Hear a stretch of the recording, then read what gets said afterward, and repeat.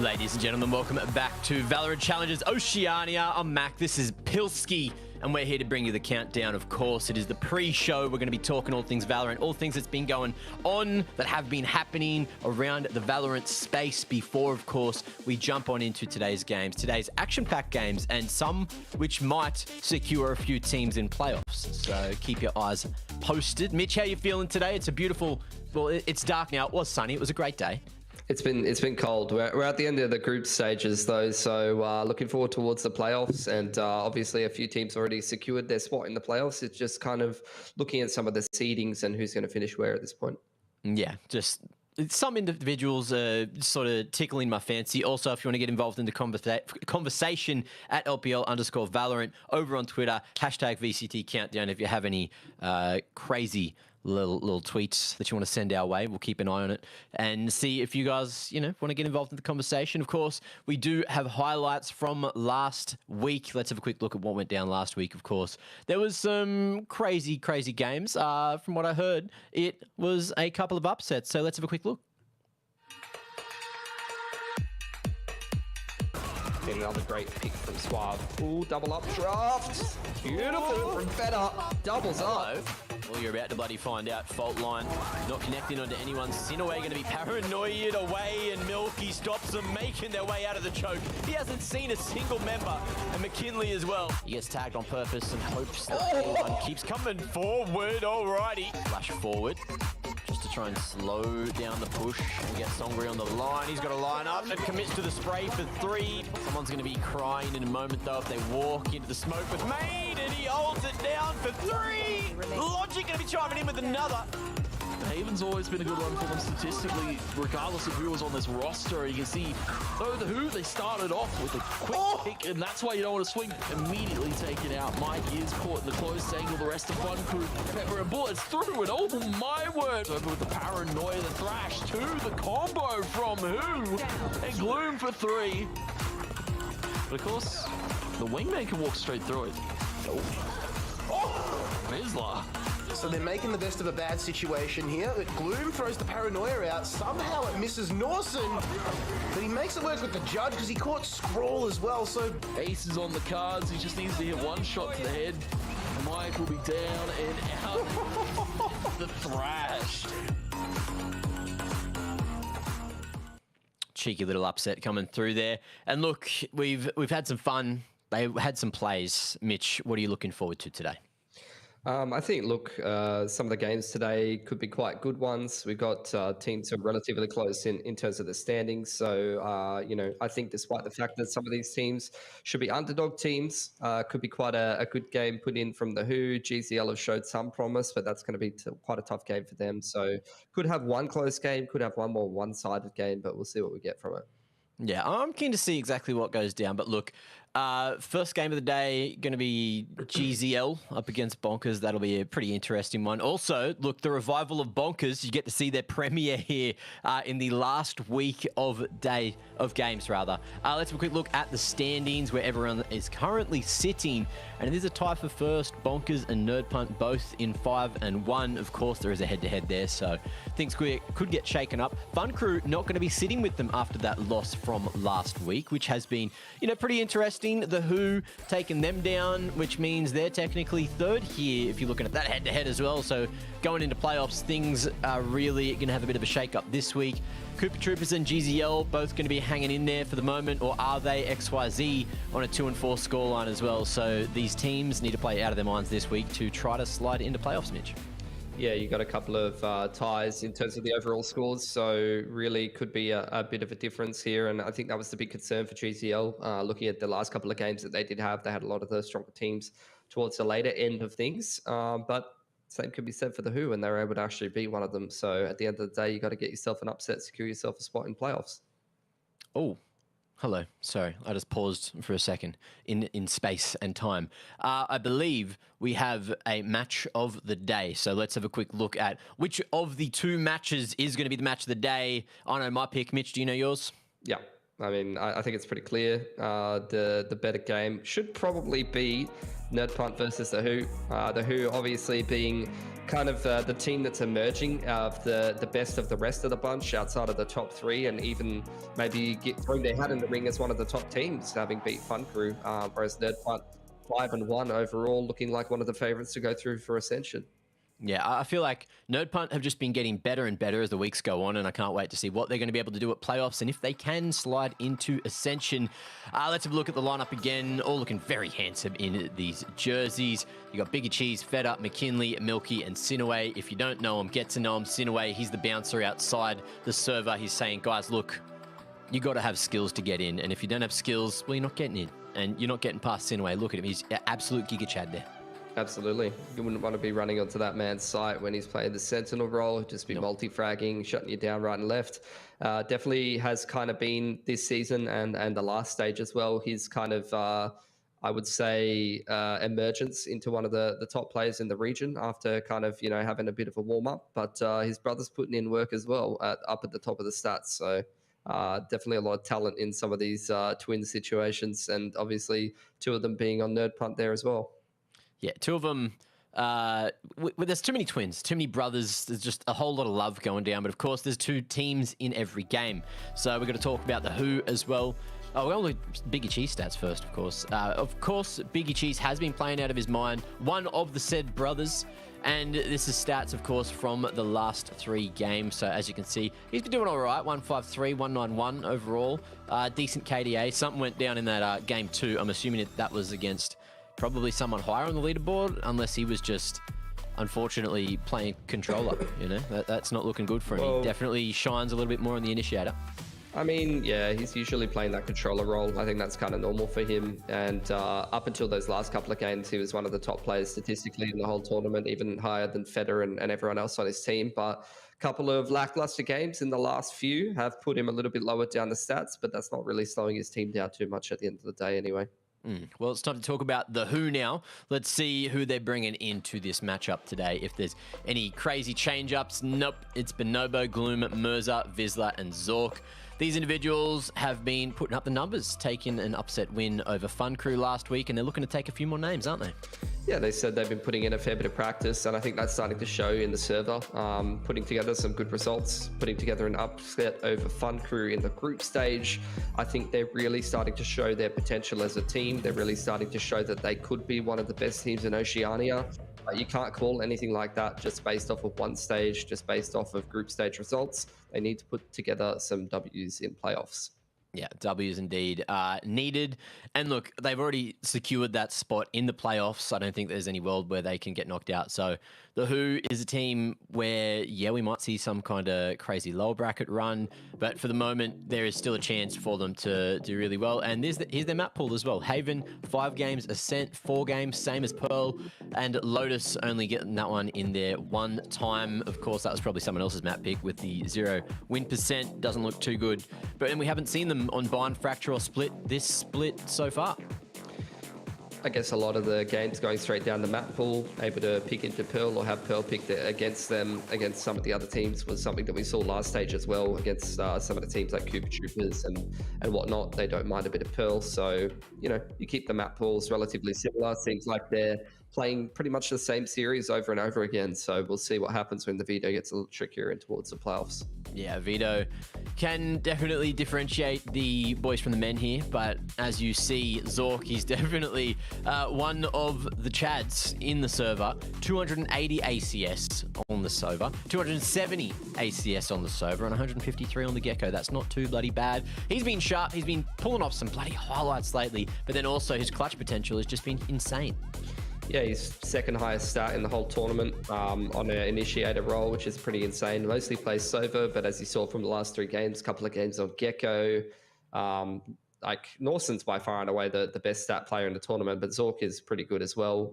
Wins about 1 out of every 4 clutches, and he's pretty much positive in every single stat you could hope for, which playing a Sova and an initiator adds so much of a ceiling to your firepower in a team, because, you got the duelists to put up the numbers there as well.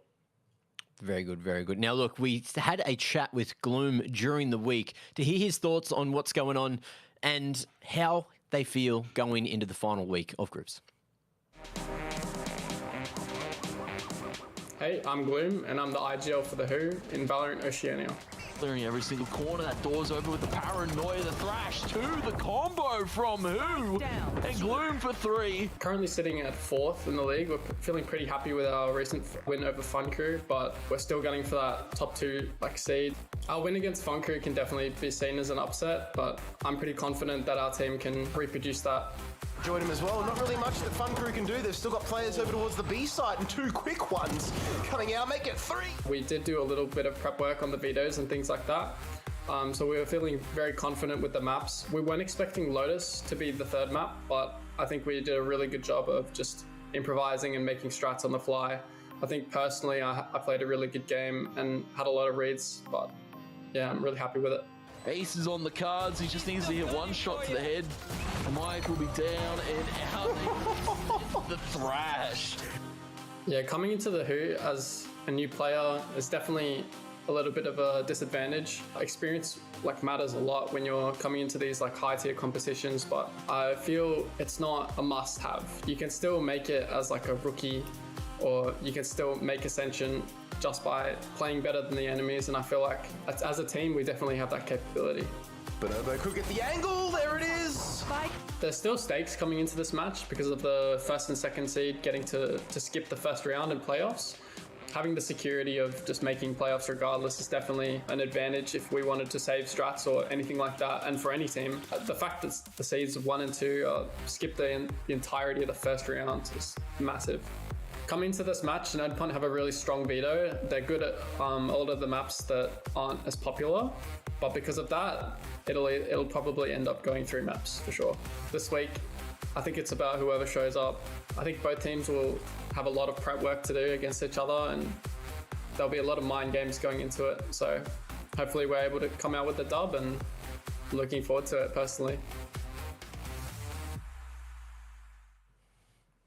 Not bad, not bad, not bad. Good to hear from Gloom and hear what they think is going to be going down in terms of the map pool. And fortunately, we've got some stats for NerdPunt's map pool. So let's have a quick look at what's been going down, what they've been doing, what they've been playing, Mitch.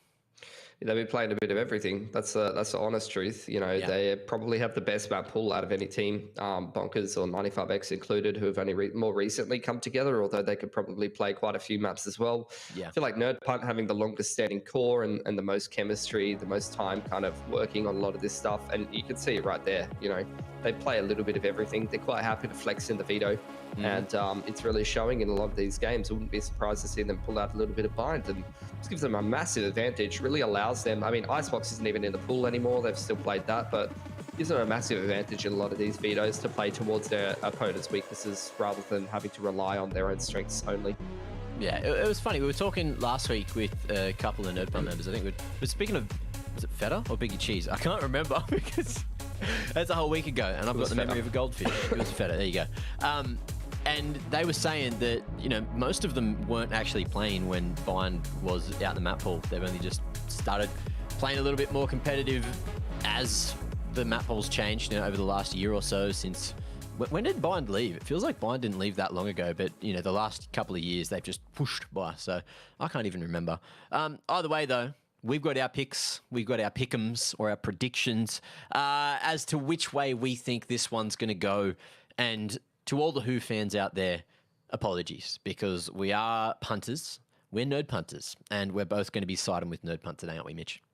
Yeah, they're the safe bet. I love the Who, and I love what they're putting together this season. That it's feasible that they could cause a bit of an upset. I think Fun Crew is probably the most upsettable team out of the top 3 at the moment, though, so... Yeah. I'm not super surprised that happened. They've even forfeited some games and looked a little bit shaky here and there. I'm not exactly sure, how much they're practicing solidly at the moment. So, look, I think NerdPunt is going to be a team that's, going to be a little bit more solid, a little bit more hard to upset, and the map pool is definitely going to be an issue. Yeah, map pools where it's all going to boil down to, I reckon in this match we should be going to 3 unless NerdPunt are playing out of their minds. But I feel like if the Who are going to be making an upset, it has to happen on 3 and they have to have a damn good veto. And that's the only way I see in for them. Now, we have an observer here on LPL. on Valorant. His name is Crash. We love Crash, and Crash loves you. And fortunately, we got to catch up with him last week. Let's hear what he had to say. What's up, guys? It's Crash, and welcome to another installment of Catch Up with Crash. For today, we'll be taking a look at a really cool trap play coming out from the X95X roster up against XYZ on Haven to take a commanding lead heading into the 5th round of the first half.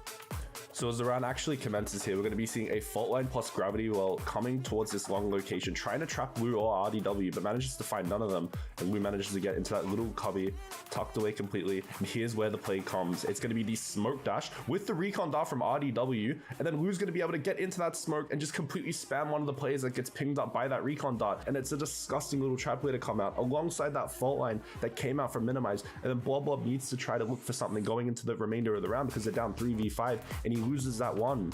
So it's just put into a 2v5 and the round's barely even started and XYZ just completely falls apart, and this was a disgusting little trap play to come out from 95X. So there you have it. A great little trap play coming out from X95X to take a dominant round off of XYZ.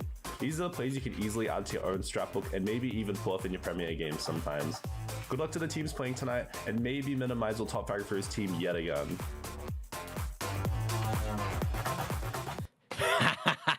Fat chance. What a joker. What a joker. There's no way that Minimize is going to top frag for his team. In what world, Mitch, is that ever going to happen?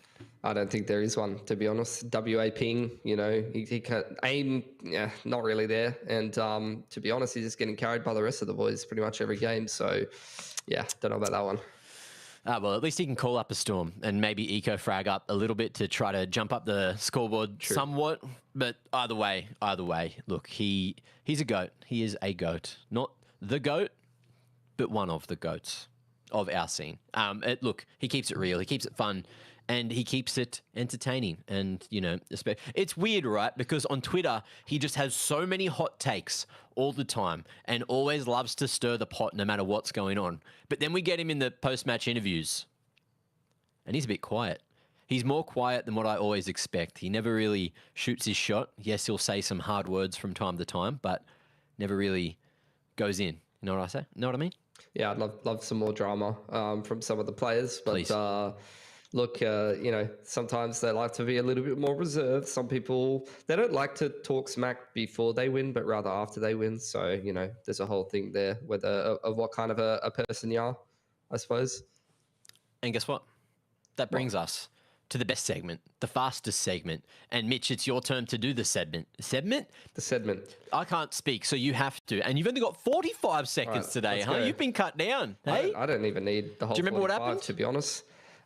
Look, we looked at some highlights from last week. Those were pretty cool. There were some pretty big plays. I was commentating the play-by-play in some of them for some reason. That means I'm probably not doing my job very well, but you guys already knew that. Match of the day, obviously going to be Nerd Punt and the Who. We want to see whether the Who are going to be able to cause a bit of an upset yet again and potentially get themselves that top 2 seeding, but we both believe that Nerd Punt will actually win.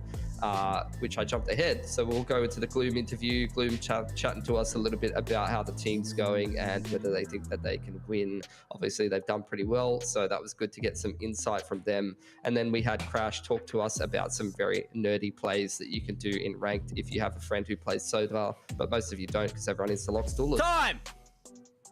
Oh, you nailed that. Perfect. Absolutely perfect. And on that note, thank you for joining us for the countdown, but we've got games to get to. Ladies and gents, buckle your seatbelts. Valorant challenges. Oceania is on the other side of this break. See you in a minute.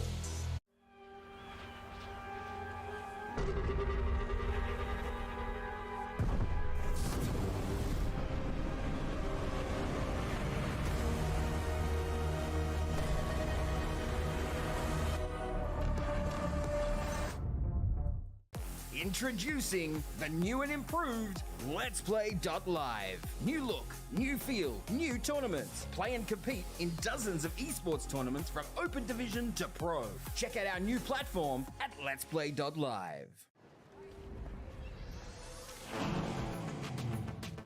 Wow. Wait, is that a phone?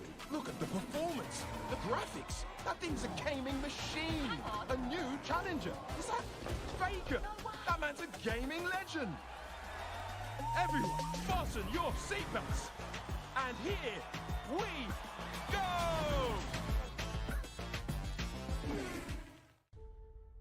This is your chance. You keep her alive. Save her, you can save her. If you've come this far, then you know what's out there. You have a greater purpose than any of us could have ever imagined.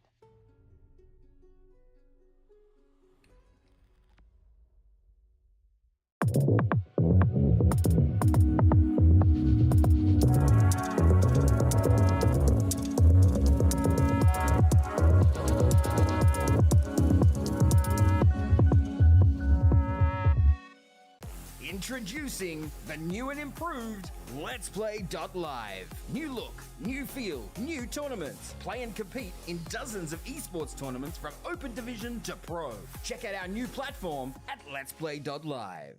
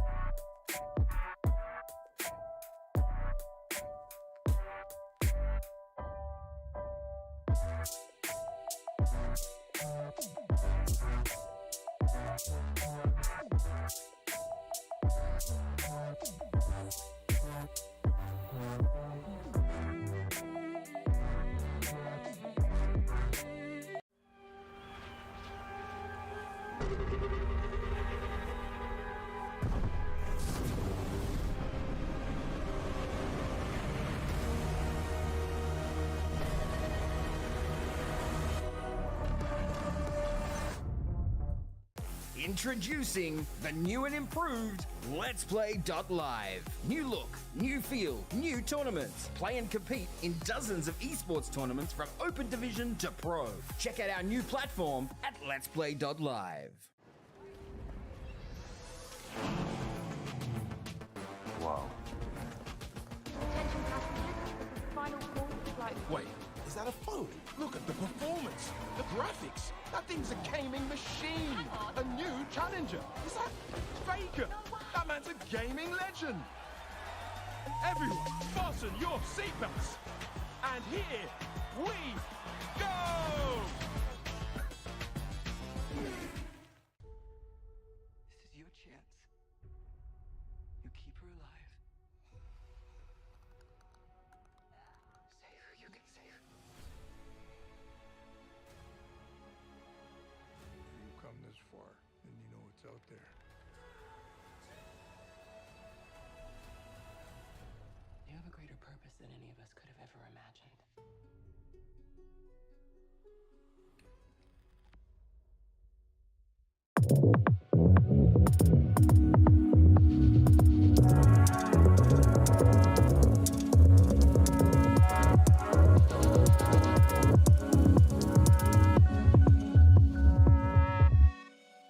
Introducing the new and improved LetsPlay.Live. New look, new feel, new tournaments. Play and compete in dozens of esports tournaments from Open Division to Pro.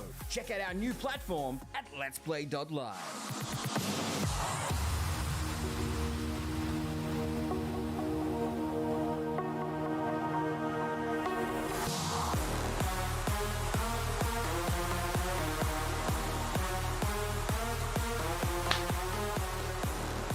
"13 days deep." Well, it is the 13th day here. VALORANT Challengers Oceania coming at you hot. I'm Mac, this is Pilly, and we've got two banger games for you. It is the final week of the group stage before we have a week off, before we jump into playoffs and start to crown a new champion for this stage, for this year, and send them over to Ascension to see what they can do in bloody Thailand. That also got announced yesterday? Day before yesterday. One of the days. But that's where they're going. That's where Ascension is going to be played. And that's a bloody banger, isn't it, Mitch? Yeah, I mean, obviously, you've had a couple of the Oceanic teams already go over to Thailand, have a great experience playing in Southeast Asia so far. So that's what they're all playing for. We already played through stage 1 and got our top 6 teams. After that, had to keep things spicy in the off season. So we had actually quite a few team shuffles with a couple of teams coming through open qualifiers. Ended up with a bit of a different top 8 in stage 2. And we're right at the end of the group stage. So we're going to very soon be finding out who's going to be playing off for that Ascension spot and all of the cash. It's a good place to be in the prize pool for swimming in money. That's a great place to be, isn't it? $14,000 is the amount of money you could be swimming in if you come first here in VALORANT Challengers Oceania. And there's a chance that we're only going to have 6 teams, maybe after today, maybe after these games. Who knows what's going to be going down tomorrow?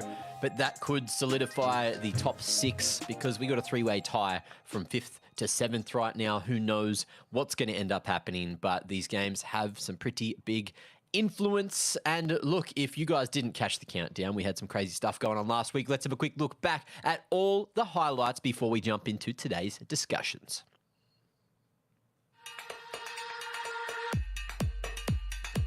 Getting another great pick from Suave. Ooh, double up draft. Beautiful from Feta. Doubles up. Well, you're about to bloody find out. Fault line not connecting onto anyone. Sinaway going to be paranoid away, and Milky stops them making their way out of the choke. He hasn't seen a single member, and McKinley as well. He gets tagged on purpose and hopes that everyone keeps coming forward. Alrighty. Flash forward just to try and slow down the push and get Songri on the line. He's got to line up and commits to the spray for 3. Someone's going to be crying in a moment though if they walk into the smoke with Maid, and he holds it down for 3. Logic going to be chiming in with another.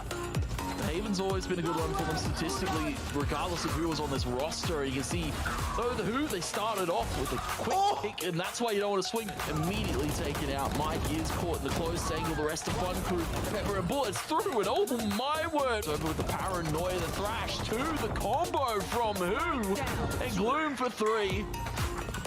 But of course, the Wingman can walk straight through it. Mizla. So they're making the best of a bad situation here. Gloom throws the Paranoia out. Somehow it misses Norson, but he makes it work with the judge because he caught Scrawl as well. So Ace is on the cards. He just needs to hit one shot to the head. Mike will be down and out. The Thrash. The Thrash to secure the ace. Absolutely nasty, but great team play, and that's what Valorant's all about. Now, of course, we got to have a quick look at the leaderboard to see where all the teams are currently sitting going into week 7. And if you were here for the countdown, we already went over this slightly, but it is a tie in first at the moment, 5-1. One of the teams obviously has that head-to-head. Fun Crew getting knocked out of the race for first, though, with that loss last week to the Who, which means the Who are currently sitting in third. So there's a crazy shake-up going on in terms of where these teams are sitting with the head-to-heads. You got Cooper Troopers, GZL, and XYZ all tied up, looking to slide into the top 6, and who knows what's going to be going down. Mammoth still unwon. It's usually undefeated, but it's winless. It's the opposite end of the spectrum, and it's not a place you'd like to be. But Mammoth just unfortunately have not had a good stage 2. No, a bit disappointing for them because they did actually put together an upsets in the first stage, but they made quite a few roster changes, and it seems to have not really worked out for them this stage, unfortunately. Also worth mentioning, a fair few of the teams of around that level have shown some improvement. Cooper Troopers looking good. The Who, obviously good roster changes from them, and then GCL coming in have definitely kind of shaken up the level of this tournament. Yeah, it's good to see a couple of the up-and-coming teams, especially with those upsets, but it's also good to see a couple of the up-and-coming teams' players in the top 5. So let's have a quick look at the top 5 players for this stage so far. Norson sitting pretty at the top with over 300 ACS. If he can keep that going this week, that is a spectacle, one you need to remember. Mike up there with 272, Feta not too far behind with 268, but look at EZK. Even though he's right down the bottom of the leaderboard in terms of his team right now, 256.3. He's leading by example, trying to clutch up and carry that team to a few more wins and hope that they can slide into the top 6. Speaking of top 5, though, Lou rounding this one out with 250.2 ACS and a pretty decent looking KDA there as well with the 1.9. Yeah, I think, in terms of the ACS, the breakdown looking pretty good there. You factor in a couple more stats, though, and, the power rankings, I guess you would call them, looking a little bit different this tournament. Undeniable, though, Norson has got some pretty insane stats this tournament, and some of those other lads doing pretty well for themselves as well. He certainly is. Now, look, let's have a look at today's games and who we're going to be seeing on our screens very shortly. That'll be GZL up against Bonkers, with Bonkers re-debut, of course, looking damn pretty with the little bonky old, what is it, icon? That needs to be in the game, by the way. That needs to make it at some point. And then we got Nerd Punt up against The Who as the second game of the day, and that is the game of the day. If you saw us here earlier, chilling in the countdown, that is our pick for game of the day, only because we feel like Bonkers should be taking this first game pretty handsomely. Yeah, you would expect them to do, unless they're kind of, messing around, being already sitting pretty up the top of the leaderboard. So we'll see what kind of level they're going to be bringing today, but they should be the favorites in this game against GCL. Yeah, well, let's have a quick look at the teams as well before we jump into the first game of the day. And as GZL, we're looking at first Exempt, Yuna, Indy, Mateo, and Kalash, of course. These 5 have the chins, but they've also got the wins now. A couple of upset wins have kept them in the conversation. And if they got a win over Bonkers, well, wow, that would be a statement. Yeah, I think they're going to need one. Otherwise, they're probably not going to be in the running for playoffs, I would say. Maybe if there is a two-way tie down the bottom of the leaderboard and it's like 6th and 7th, then they might be able to scrape through on head-to-head or map score or something. But for the most part, these lads have been putting together some wins against the teams of around their level and haven't really put together any upsets like we've seen the Who do. And, some of the other teams that are safer in the top 6. Yeah, being in the top 6 is where you want to be, or you're going home with not a lot of bacon, and you're also not going to get to play in playoffs, which means your season comes to an end. So this could be their final game. Who knows? I know that Bonkers are the favourites, so let's have a quick look at who they're bringing into the game today. There shouldn't be any surprises. What RDW, Minimize, Lou, and Dragon, these 5 individuals have been handpicked from all different teams from last split, and boy howdy, they have been doing a whole bunch of work. RDW, he retired, he unretired, and he's still putting up the numbers, isn't he? He is. He's had a bit of a role change, so we'll see, what kind of numbers he's going to be putting up. But very solid looking team, has to be said. Good mix of roles, good mix of players, and a fair few players with good experience, whether it be domestically in the scene for a long time, like someone like Lot, or even overseas international experience like Minimize or RDW. So pair that in with a couple of the rookies and the boys that have done well domestically over the last couple of stages, and they're by far the favourites for that Ascension spot. It's just a question of whether they can play to their potential. Yeah, and just keep that consistency up and stop the likes of Nerd Punt from really biting at their heels. But the GZL players might be doing that this afternoon. Now we've got a head-to-head, Mitch. Who do you have for us for this one? I think, we just highlight Mateo every time because he's by far the best player statistically for GZL. He's been putting up the majority of the numbers, and he's had a lot of big impact plays and rounds for them. They do pretty well by committee most of the time, and they do have exempt doing some decent numbers on the duelists. But I wanted to highlight this head-to-head because RDW is one of the top players in the competition statistically. Once again, that's what we expect from him. He's 5th or 6th overall, but he is obviously, mixing around the roles, and he is actually, I think for the first time, although maybe earlier on in his career, he might have played this role, playing the initiator role, playing a fair bit of Sova.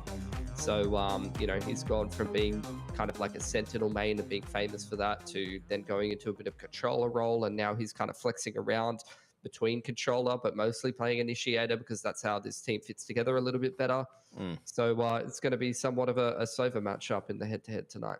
Yeah, well, we got the vetoes to have a quick look at as well. Let's see where we're going to be playing the series at the moment. It's been an interesting affair looking at both these map pools, but it definitely feels like Bonkers map pool is that little bit larger right now. I don't know if it's necessarily larger. I think they're just a bit of a better team, to be honest. They haven't really been together for ages with this core. Obviously, like we mentioned, they put together this team right before this stage started. So, you'd expect they've had a fair bit of time to kind of flesh out the map pool. And I think that they're just such a good team that their map pool might look a little bit better than it actually is. Regardless, though, GCL, they have picked up a win on Split recently. They haven't played Bind yet, so this is a bit of a, I guess, out of left field pick up against the Bonkers boys who have already played this against Cooper Troopers and kind of smashed them on it. And the core of this team, worth mentioning that, they're very familiar with Bind. They're very comfortable on Bind. It's one of the maps that they would go to back in the day, and all of these players have got a lot more reps on Bind, so that's an interesting thing to go towards for GCL. And Lotus being the decider as well. I mean, we've got 4 reps of Lotus at least for GCL. They beat XYZ on it, but they've been losing to the Nerd Punt boys. They lost to Fun Crew quite one-sidedly, and they kind of got slapped by Cooper Troopers on it. So as far as the third map decider goes, that's going to be a bit of nervous ground, if you ask me, especially looking at the fact that the Bonkers boys have actually beaten Nerd Punt quite one-sidedly on Lotus, so they probably look quite comfortable, quite confident on a third map decider like that. If it's even going to go to 3, I'd expect this to probably be a 2-0, but we'll see what we're going to get from it. Yeah, I'd expect it to be a 2-0 with what we're seeing as well. And I just don't know what GZL are going to be able to do to try to stop the likes of Bonkers. We'll see if they've even got enough reps on there. But yeah, do you think that Bonkers are going to try to maybe flex that agent pool, just knowing that they are the favourites, or do you think they just want to lock it down quickly here? I mean, they played an interesting comp last time. Pardon me. And they played something that, you know, I was kind of theory crafting myself, which is, you know, when Bind used to be in the map pool, there was no Harbor, there was no Gecko. You know, there's definitely a lot of different strats that haven't really been explored too much yet. So looking at the Bonkers comp last time when they played against Cooper Troopers, they were playing Gecko, Harbor, Raze, Sky, and Viper. So somewhat of a similar style to what you saw the slower style of Bind used to be, with a couple of different inclusions. Obviously, you're taking out Sova and putting in the Gecko instead as your choice of initiator. And then you're taking out the Brim and preferring to play Harbor. It's an interesting take on how to play the map, and we've seen things kind of develop a little bit and show a lot of diversity internationally as well on Bind. So I don't think there's like a super strong agreed upon style. Some people are kind of playing that old meta style that we used to see, and some people are definitely mixing in a couple of different things. So I guess if you like seeing the newer agents on an older map, then that might be something that you're seeing Bonkers run tonight. Yeah, well, we'll see what they go down with. Looks like everyone's starting to get ready. Agent select shouldn't be too far away. Do you think Lou or Dragon is going to pop off that little bit more today? Who do you think is going to be running straight at GZL? And do you think GZL are going to be ready for it? I think it's all of them. To give a boring answer, like statistically overall, between Lou, Dragon, and RDW, there's 0.01 of a rating point between them in the group stage. Like they're nice. 1.24, 1.24, 1.25, and they all have pretty comparable stats. Although RDW has the highest clutch rate in the whole comp, and he's actually attempted a lot of clutches. He's 11 out of 26, which is kind of insane so far. But I don't think you can be too surprised about that because, you know, he's one of the most clutch players that we've had in the whole scene. So you just see him do that domestically. This is where I'm curious if we're going to get the same comp like you see from Bonkers, where they're going to lock the same things in. Okay. Sage is an interesting one, and Astra from the side of GZL. That kind of reminds me of that EU meta. A lot of teams in EMEA really love mixing in the Sage to Bind, give it a bit of a different look. So we are going to get some very kind of different styles from both of these teams on Bind, and that's kind of what I was alluding to chatting about Bind earlier, is that I feel like there's a lot of options now that it's being reintroduced into the map pool, and people haven't quite figured out what the best approach is going to be yet. Yeah, keen to see what they're going to be able to do with the Gecko. It feels like, you know, Gecko and walls. I don't know where this one's going, but they certainly do. They've got a game plan, and Lou's on the race, so he's probably just going to be double blast packing everywhere. It is Bind, of course. Who knows where they're going to be heading, but they are on the attack, so let's find out right now. Seems like Bonkers starting out on the attacking side. You've already got the orb for left side of A lined up here from Watt, and the wall directly across short. Aggression into short A here early on from GZL, and Bonkers just going to take their time. Just edging in. Dragon. Ooh. Chipped Indy down, who's within an inch of his life. Mateo trying to get that heal off. Here.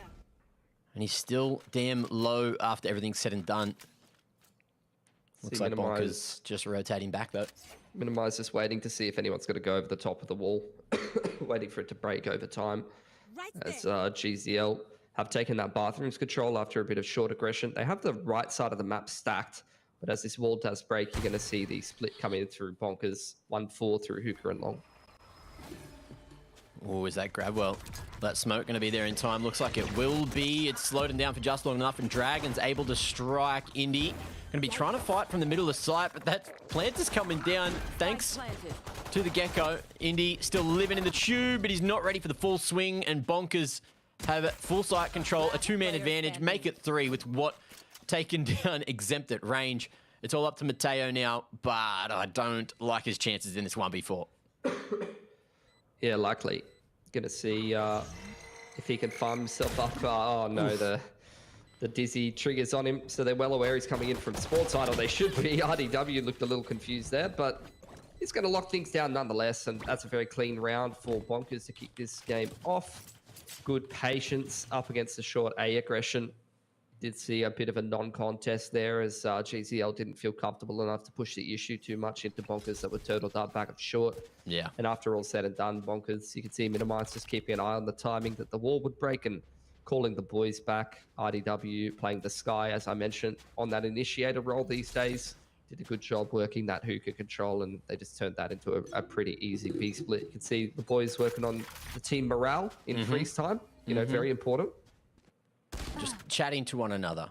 Crouch spamming. You love to see it. What as well, early entry, Yuna, the last line of defense at B has gone down. So hookah's open, and Kalash is tucked in the corner, looking to TP to safety. If he gets caught on the short side, I think he's been spotted as well. So Bonkers able just to contact up, spot him, deal with him, and that should be B. Mateo on that early rotation with the Classic, though, is going to be able to sit pretty at the back of sight. He's got one Trailblazer to play with, no flashes, and that makes things difficult. He'll even be tucked away in behind the higher tide. And the Dizzy as well going to reveal that he is here on site. Easy pickings for Minimize, and that should be the round from there. Yeah, just really not sure what the approach is meant to be here from GZL. They're kind of just playing 1v1s, split up all around the map on Eco. And they are pretty heavily getting picked apart. And, you know, in a game like this, you need to be eking out every advantage that you can possibly get. You need to potentially try to take as many guns, as many sets of armor, make sure the Bonkers can't get their economy going early on this attacking side. And I really just don't think that GZL is doing a great job of, you know, getting the most out of their Eco round here.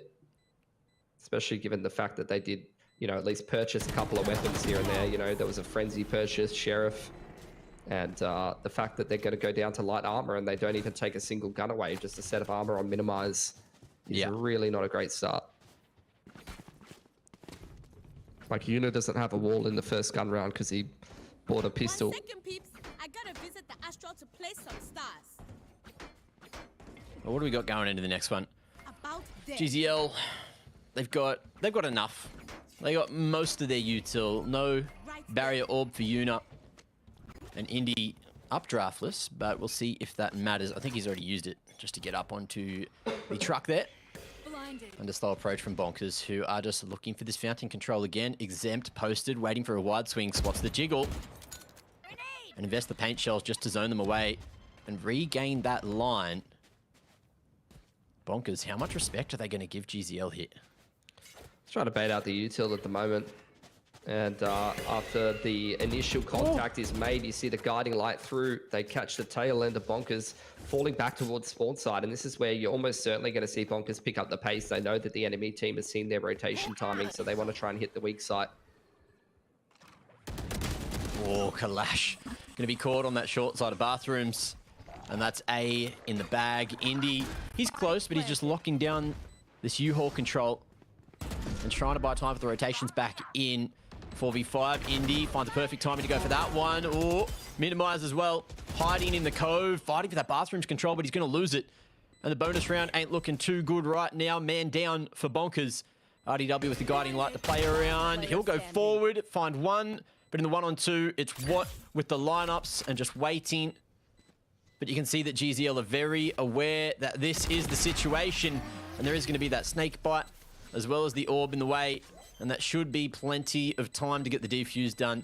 GZL get the first gun round across the line, but Bonkers make it costly. Don't even start. Yeah, absolutely. I think would love to see GZL play a little bit closer together on that A site. Playing like one bathrooms, one U-Haul is a good way to get picked apart most times. First gun round against a bonus, though, they do take pretty substantial economic damage. And again, that's going to cost them in terms of the weaponry on a couple of the players. Maybe skip a few key pieces of util. Thrash is already ready for Dragon. He's done a good job of farming up these orbs. So we'll see if we are going to see some kind of a set play, probably in the mid round, because you can see from Bonkers' positioning right now, they're not in a rush to go anywhere. Early guiding light there in towards Hookah's side does read that there is defenders over there. Wall onto B long here with the Cascade. He's going to spot that angle for Minimize. Lou here, able to spot the peek out of bathrooms. So those three pieces of information for Bonkers going to give them a pretty good read on what the defense positioning is looking like in this round and allow them to kind of inform their decision making in the mid round. Wall goes up, and we'll see how Dragon wants to use this ult going forward here. Mateo, the jump peak for the info. And Minimize selling the fake. Slow rotation back to A, which is going to be the weak site for GZL. But Indy, he's posted. Kalash able to play the offline. Really nice guarding light timing, allowing Exempt to rotate in here. In comes the Thrash though. Oh, and you want to get right out of there. Good Thrash as well. I think that's 2 that are going to get detained. Exempt has to try to hold for them, and the judge is all he'll have. So it's a 3-for-1 trade in the end, and that should be the round from Bonkers. Unless Yuna and Mateo find 2 out of nowhere, and an entry back on in. Dragon not going to be cleared in the corner. And it's Mateo on the 1-on-2. Pushing forward. He's going to be the wingman, spotting them out. And making the info play. But with the wall in the way and no tap on the spike just yet. Dragon happy to play the timing game and lock it down. What stops that wrap through U-Haul? Finds 3 for the round and 3 for Bonkers as well. It's going to instantly break GCL's money and weren't able to have a clean enough first gun round anti-bonus. Definitely are kind of investing a fair bit of cash. In fact, they're even considering the force here because Indy has the knives on the timing. Playing this double duelist comp with the Sage as the Senti. It's definitely an interesting approach to bind. A little bit lackluster on the utils, so they're going to have to be a bit more aggressive, fragging up a little bit more. Going to be some short aggression here. It's just a half buy around the knives, and there you go. Another player just feeding a pick, dry peeking hookah solo. Really not seeing the cohesion here for GZL in this game. Yeah, a little bit all over the place right now. And this is their map pick as well, you know. Oh, it's not what you want to see. Maybe they're ready for the attack, though. You look at their comp, they got those flashes, they got the double duelist, but they really have to bring something in the first half as well, you know?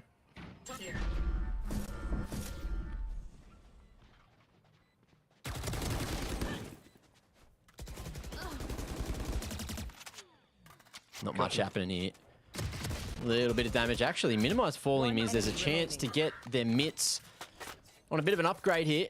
Looks like it could be the Phantom in hand, and Kalash knows there's not much of a chance for him in this round, so he'll just wrap in at long, try to do more financial damage to Bonkers, which looks good so far. Dizzy over the top, gonna clear that long line, and Bonkers just gonna go through the TP instead. Kalash, will he save or will he fall? I'm out of Looks like it is the save in the end. Yeah, spam all his stars at the end of the round. Not sure if those were ones he'd already used. If so, then it's not going to cost him anything. But if he's spamming them at the end of the round, it's going to be an extra couple $100. Either way, GZL, like you said, good economic damage inflicted with the knives mixed in there. And they do have a Showstopper and Seekers ready as well as a Res. So it's definitely going to help them on some of these retakes, especially against the Pit and the Reckonings. The Seekers there, you got a couple of ults that can help open up some of these sites and get you into an early post plant with the Pit up. That's probably what Bonkers are looking for here. Dodging the Guarding Knight nicely. Early Trailblazer into U-Haul. He's going to see a few of those players, and there you go, Exempt. Early pick onto what? Aggression down short as well from Indy. Almost finds a pick. Really nice ping-ponging of aggression here for GZL.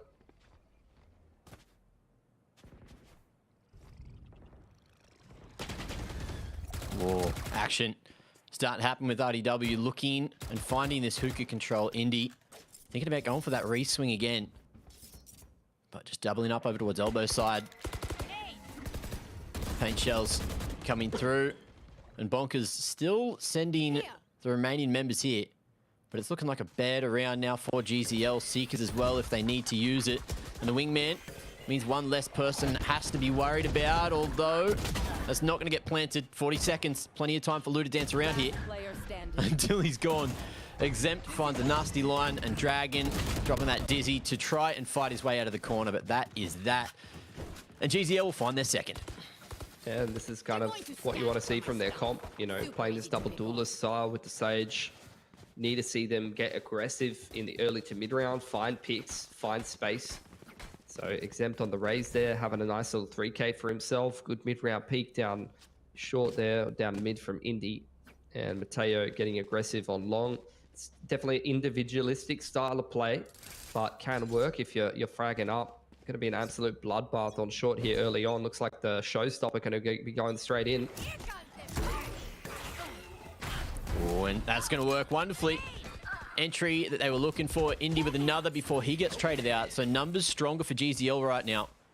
But Bonkers still very interested in what's going down here at 8. Yeah, this wall is great at denying information over towards bathrooms and side. Can kind of creep up in towards U-Haul, and I think that's what Bonkers are considering here. Good jump spot on towards B-Long. Seeker's coming out here, going to reveal a couple of things there for GCL, though. They're going to be aware of the positioning of some of these players on short. Ooh, Res as well. It's 3v5 for the moment. Mateo ready for that Dizzy to be thrown out the back of U-Haul. We've got the Viper's Pit invested as well, which has a tiny gap to try to make their way around and maybe plant here. But we'll see if that happens. Bonkers happy just to play in their little fort for the moment. Not sure that they can really plant here realistically. Oh, beautiful from Kalash. What a lineup. He was just ready, absolutely ready for it. Goes in through the smoke, catches the timing onto Lou. And what's got a 1v5 angle to play around. Spike, of course, is over towards the telly. So that's going to be very difficult for him with 20 seconds, and it looks like it is just going to be the attempt at the save. Big round from GZL, though.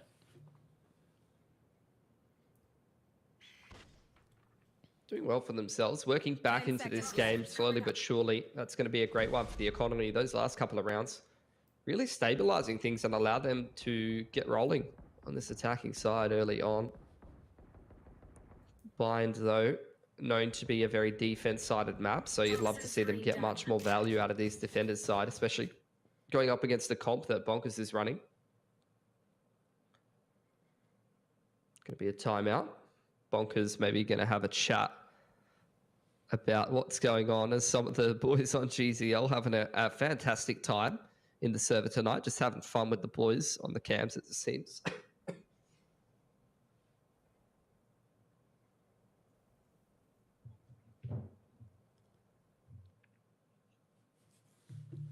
Whoa, slow tactical coming through. Bonkers having a chit chat on what they can do with this reckoning, if they can get a showstopper online with Lou, who's having a bit of a slow game so far. It's what leading by example.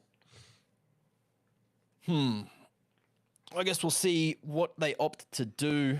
They don't have a whole bunch of cash there. Mini might have to go down to some kind of half buy. Lou can buy up himself. Already a decent bit of util there for him. And Mini can just recycle another gun if there is one dropped. But over on the GZL side of things, you look in Kalash, he's got himself the Cozzy. So retake, definitely a possibility. But they have been finding success by getting aggressive early. So we'll see if they continue that approach or what's going down here in round 8. Yeah, they kind of have to with this comp that they're running. Seems like it's going to be the 1-4 for Bonkers. Watt being left on the lurk over towards Short A, just applying some pressure. Cascade progression to go for some map control here towards B long. Looks like it's going to be a pop flash through the smoke here. Oh, timing. Going to be a factor, and Lou is ready for it. They knew the aggression was coming. And the guiding lights don't blind Bonkers enough. So, man advantage now. Yeah, and that pick from Lou gives him the showstopper. Definitely crack that in on the entry, especially with the Reckoning. That's going to give you a little bit of info on where some of these players are playing and allow you to actually get a cleaner showstopper off. Yuna has to keep on moving. The Reckoning not going to allow him to do much there. However, it is going to be that spike getting planted eventually. Cove invested, and Kalash fast on the flank now, looking to make their way back up mid.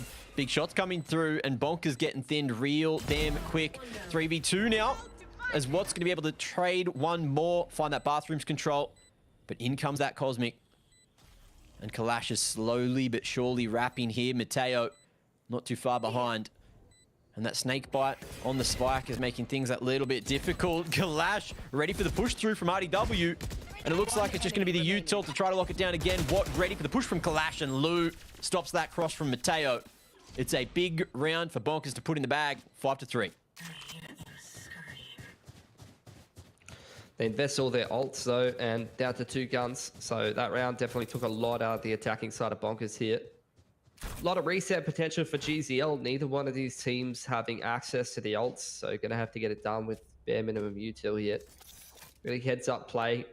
combination of the Reckoning and the Showstopper was massive to be able to secure the info about where that jet was positioned. And just the underarm paint shells forcing that last player through the Cosmic. Lou doing some great work on the Rays with the util that round. Same play here from GZL. Oh, RDW. Oh, spamming. Won't be able to find it. And Kalash here. Going to be stuck again, but spotted the Trailblazer. Oh, revealing his position and sealing the deal on his death notice. 2v5 now on GZL. Looking to save on A. There's not a lot more that they can do here. Yeah, these look aggressive plays have been going decently for GZL in a couple of rounds, but that play definitely hasn't found them very much success throughout this game. And unfortunately, this was one of the most important rounds. This was the swing round between both of these players, both of these teams. It's going to break GZL's money going forward and allow Bonkers to really get on a bit of a roll on this attacking side. And given the fact that this is GZL's map pick here, it's going to be quite hard for them to recover from. Interesting to note, Bonkers picking attack to start first, I'm assuming. So wanting to work their way into the game and chase on the defense. Yeah. And that seems to be going well for them. You know, you could say GZL not doing too badly, chipping in a few rounds here, but realistically, from what we know about Bind, this is probably not going to be good enough to get the job done now that they're going onto an eco, unless they can cause a bit of an upset on the half buy around the two guns. Then this game is already starting to slip out of their hands, I think. Look, no one's singing yet, Mitch. We're still round 10. I partially agree with you, but that's why Bonkers are the favorites, all right? They're going to look good no matter what happens, especially when they get to start attack on Bind. 3 on the defense. If they can manage to scratch in like a 4th, maybe a 5th here, then you can definitely change my mind. Oh, but I guess we'll see in a moment how things play out again. It's just been this battle for Long B, time after time. GZL is playing very stack heavy. Dash is out here from Indy, so if he goes forward, he actually has no escape route. Kalash wide swinging onto Watt here. He's going to see the barrel around the corner of the box. That's just gone horribly wrong for GZL, losing all 4 players. They were stacked on the B side of the map, playing very gimmicky, playing very gambly with their defense setup, and it still didn't work. Spike planted. Yuna. Oh, quarter timing. 72 HP remains, and he's just going to heal himself now. And looks like he's definitely thinking about going for more than he should be able to find in this round. Bonkers just trying to figure out how to lock it down now, knowing that he's lurking through the halls. But there it is. RDW finds him with the spam through the wall at a nice moment, and Bonkers lock a 7th. It's going to break the money of GZL. Probably looking at a 8-4 or 9-3 half for them on the attacking side of their opponent's map pick. And they are well and truly comfortable with the style of this map. And this is where I just don't really agree with the Bind pick up from GZL. Not a fan of their comp. Not really a fan of how they're playing their defense at the moment. A lot of gamble stacks coming in. And Bonkers, this is a map that all of these players have history on. Even Watt, going back to some of his teams, he would have massive games on this map with the Viper, and this is a perfect example of it. You can go back and look through his match history. He's had some of his best games on this map. We'll see, because at the ready.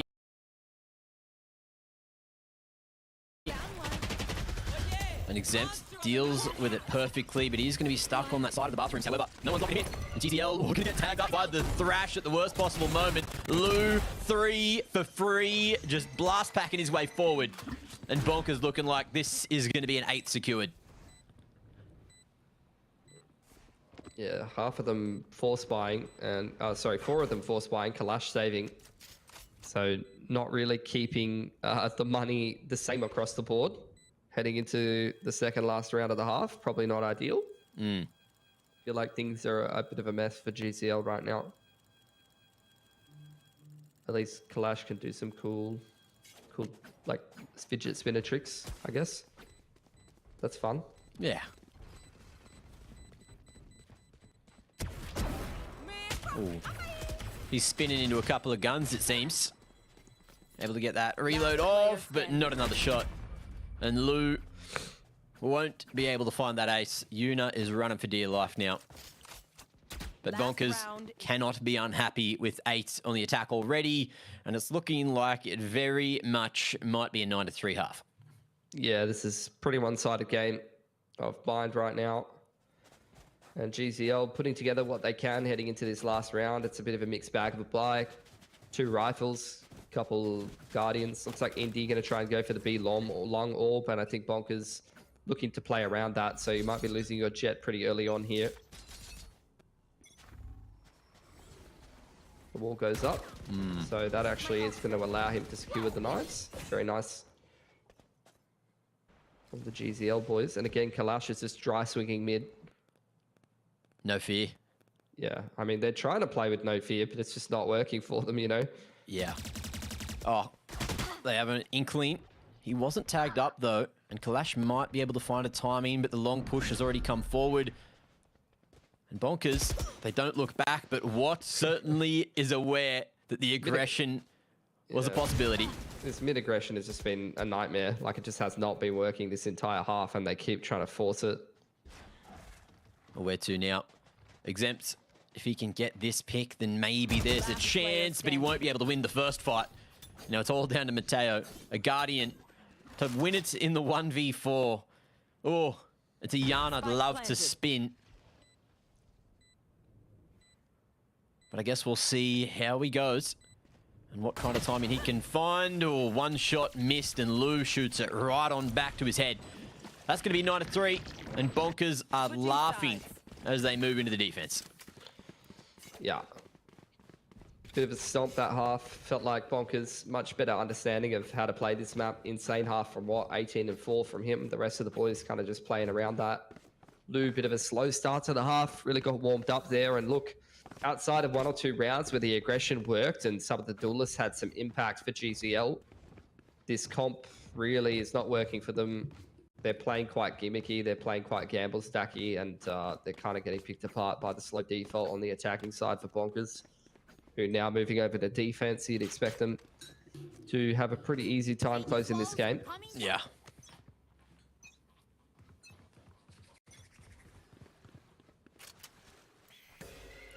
No, long control again. And Bonkers, they're going to be ready for it. RDW playing close. Will get away from the Trailblazer in time. Watt ready. Gets the secondary off. Oh, beautiful shot onto Yuna, who's not going to be able to find any space at all. Lou with City. Not going to be able to hunt for that head. And now on the 4v4, GZL going to be allowed to get that bomb planted.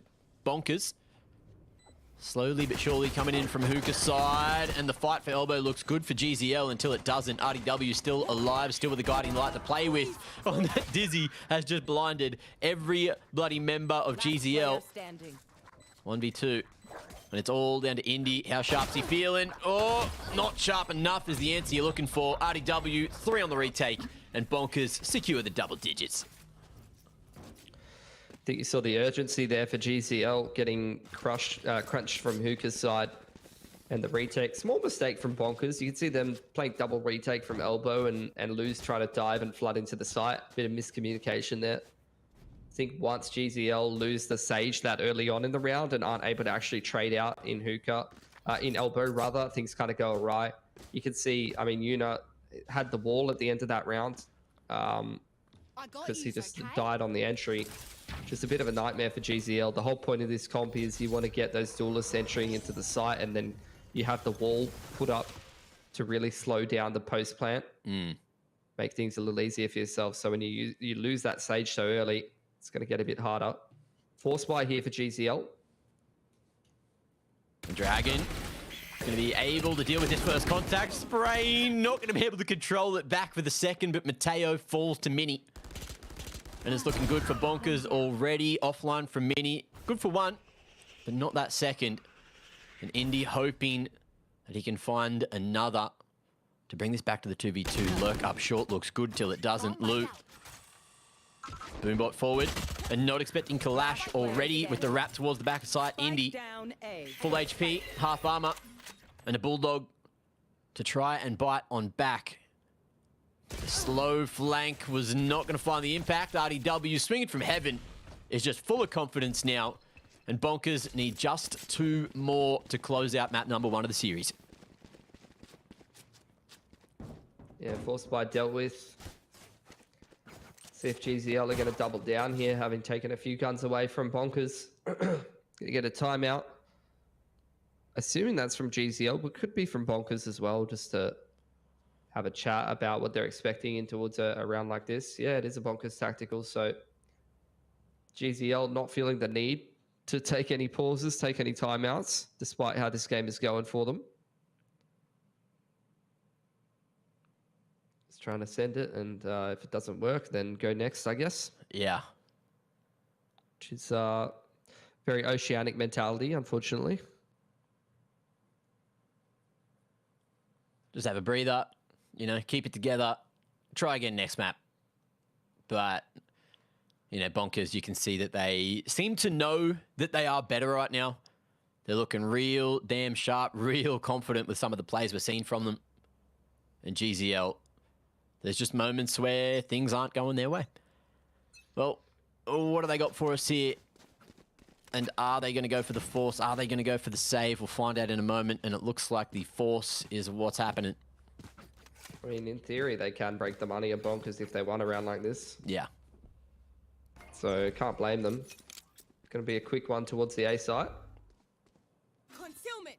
Well, Guiding Light all the way to Fountain. And Bonkers, they found a world of information.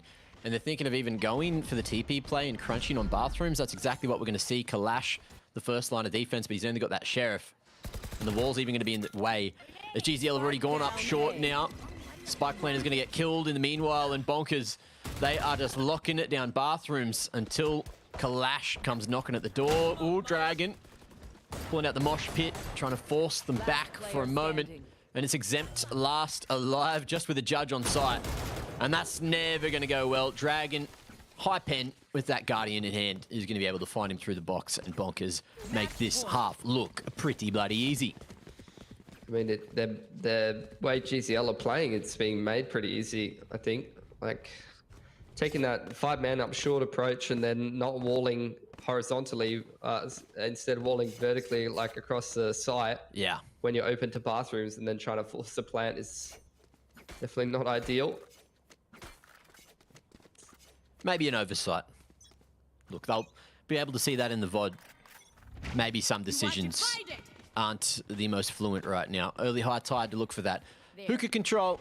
But in the meanwhile, GZL, again, just trying to pincer their way into A. And Bonkers, they're not going to go down without a fight here. They've got this bathrooms control and looking to stop again this spike from going down, and they're doing a pretty good job so far. Yuna gets traded out. And Mini just tucked away, still with that bathrooms control as well. From Lou, it's looking very difficult. GZL, they're going to send that spike through the TP over to Hookah. And what knows that it is just going to be that fall away, the potential fake, but Indy had his knife out. And that's going to be the spike on the ground, and maybe the round in the hands of Bonkers. What going to be falling? Spike retrieved. And we're down to the 3v3. No idea what's going down right now, but GZL, they are where the defenders buy guns, and they are splitting into B. Yeah, Exempt crept through U-Haul in towards a defense spawn. Kalash had a massive lurk that round, so a couple of individual members just go and walk about across the map. Minimize. Look, definitely not expecting a player in that position. It's a pretty common angle, though. Yeah, I've seen that before. It's a bit of an oversight. Don't know how Mini's missed that one. By the way, GZL, the force buy has worked. That was the last-ditch attempt, but they've still got 8 more. They've got to have 9 rounds in a row to get back into this game. That was a round. That was a round. That was. Yeah. Can they replicate that lurk through B long up elbow, U-Haul into defender spawn play again after a failed A execute? Not sure, but I'm eager to see it. I'm eager for many things, Mitch, including our next gym session, but that's a conversation for another time. Oh, Guiding Light's going everywhere. One through the TP. And Bonkers are aware that GZL are looking for that bathrooms control. Yeah, they got the Reckoning. So one of these retake scenarios, or even, you know, a scenario where you try to get the plant down on a site could definitely go awry. Having a little bit of a look into middle here. See GZL, slow attack side default, anticipating some aggression here from Bonkers. But not going to be obliged here early on. Whoa, big wide peak coming through from Mini there. Dizzy thrown and Bonkers with a 3-man swing coming through. Spike down. It's good for one, good for the trade, and gets rid of the initiator for GZL, but the double duelists still survive. They've just got to try to dry peek angles now, and that's exactly what Kalash tried to do, but there is going to be no control for the Astra. Not over towards the B site. And Bonkers with the man advantage. You'd expect them to close things out here. Reckoning at the ready, and that's exactly what's going to be pulled out now. Still keeping him dancing for the moment. Lou going to be able to find enough timing. Stops that plant from going down, and he might just win the bloody game. He won't. Exempt. Hits back in time. 1v3 angle. 2 more to get past. Spike retrieve, 20 seconds. Everything against him right now. RDW constantly swinging from heaven as what makes his way up from short. Oh, Exempt at the ready. Paint Shells is there to zone RDW away, but he's going to go forward. 11 points of health. No damn time, and the Guiding Light secures it. RDW with the swing off the back, and 13-4 going to be the final scoreline here on Bind. Yeah, I mean, GZL tried to throw a bit of a curveball, play a map that hasn't had a whole lot of reps for a lot of teams, and throw a bit of a, you know, weird comp double duelist approach into the mix. Yeah. Bit of a Hail Mary, if you ask me, to try to get an upset over a better team. Didn't work. Felt like Bonkers well and truly ready for a lot of those shenanigans. Had a nice little attacking side, and only real success that GZL was able to get in that map was, you know, a couple of rounds where, you know, duelists were able to find impact with aggression. But for the most part, I think picking a map like that against players who have a lot of comfortability on Bind and played it for a long time, not really going to go super well for you. Yeah, unfortunately it didn't go well, but I like the idea. Look, pick something that maybe you're not used to. Maybe it is a curveball, and maybe it works. Today it didn't, and GZL, they learnt their lesson, but that's because they were playing one of the teams at the top of the leaderboard. That's Bonkers, and look, there's still a chance at another map coming forward. So I guess we'll see if GZL have what it takes to sort of turn things around, but here on map 1, it just was never really convincing. The closest moment was very early on. But look, at the same time, we have a second map to get to. And to get there, we've got to go to a break. No, we don't. We've got to go to the stats. Whoops. 13-4 was the scoreline. What doing work? 21-7 leading the charge. Lou, he had a bit of a slow start to the game, but as you can see here on the scoreboard, he definitely turned that around in the second half. Happy to deal with GZL's aggression. And GZL, of course, no one was able to really shine too much. Kalash had a couple of moments, but at the same time, it wasn't enough to get those rounds on the board, and that's how you win the game, Mitch. Yeah, and doing what he does best on Bind. This has been one of his most solid maps on the Viper for a long time, even going back to some of his older teams. So, yeah, not really surprised to see him put in another clinic on that map. We love clinics, and I'm going to take Mitch into one just to see how he's feeling, because he's looking pretty pale right now. So I'm going to do that. You guys just chill for a minute. We've got a break to get through. I'll see you on the other side.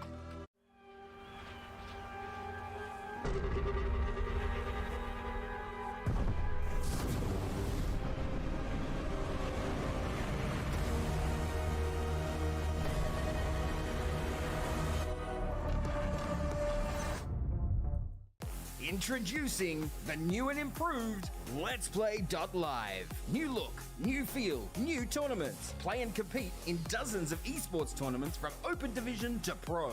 Check out our new platform at LetsPlay.Live. Wow. Wait, is that a phone? Look at the performance, the graphics. That thing's a gaming machine. A new challenger. Is that Faker? That man's a gaming legend. Everyone, fasten your seatbelts. And here we go.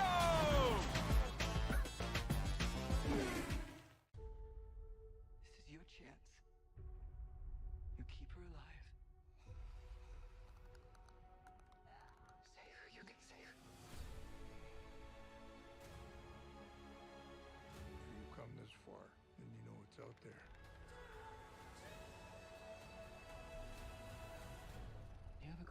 purpose than any of us could have ever imagined.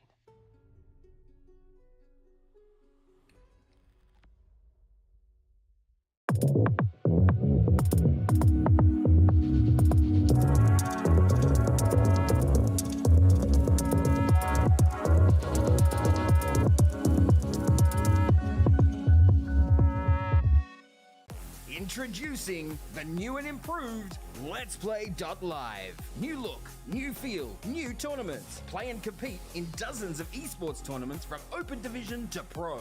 Check out our new platform at LetsPlay.Live.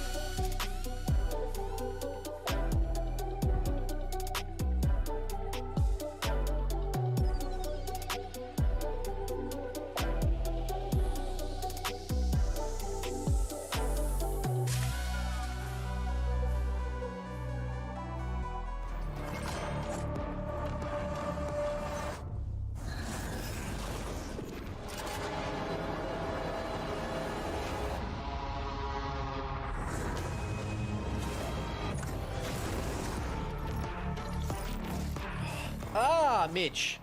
Wait. Mitch. You hit me so hard. I've got a bruise. Why have you done that? Oh, you guys saw it here. If I sue him, now we've got video evidence. Thanks for coming back to Valorant Challengers Oceania, where he's a bad man. This guy here, he's a bad man. Don't trust him. Never trust him. He attacks you. And this is probably my dog, but let's blame Mitch anyway. Either way, we've got a second map to get to. It's going to be Split, which you know, this map bind, it's one that GZL and GZL fans alike really want to forget about. Things didn't go right for them, but then again, can you blame them? Bonkers looking like one of the best bloody teams in the region right now. Yeah, I think GZL looking a little battered and bruised after how that map went, to be honest. Really trying to throw a bit of a curveball pick, trying to throw some pretty miscellaneous strats and pretty misc comp on the double duelist into the mix. Didn't really work out for them, unfortunately. So, look, we'll see if they can turn things around on Split. Interesting to see Bonkers pick that up after how it's gone for them recently. Dropped 2 games of Split over in the BYOC that we had the LAN over the last couple of months, which, you know, there was some interesting conditions at that LAN, so you got to put a bit of an asterisk on some of those results. But look, we'll see how they're going to be looking at it on it against GZL, who have only played it once in the last couple of months. They beat XYZ on it in the group stage, so at least they've got a winning record on it. And there you go, big man on your screen, Lewis Watson, absolute clinic being put on the Viper yet again on blind, which is what you see from him every damn time. Man is sharp. He's been sharp for a very long time, and he'll continue to be sharp if he keeps on playing like he is. Now, on the topic of LAN though, was there another LAN on the weekend that Nerd Punt went to? Was it down in Adelaide? Or am I making things up? Okay. Well, look, we aren't the community. We get to talk with Nerd Punt later if they win that series up against the Who. But for now, you know, we're still here. I'm sure, you know, statistics would say that at least one of these 10 players is from Adelaide, right?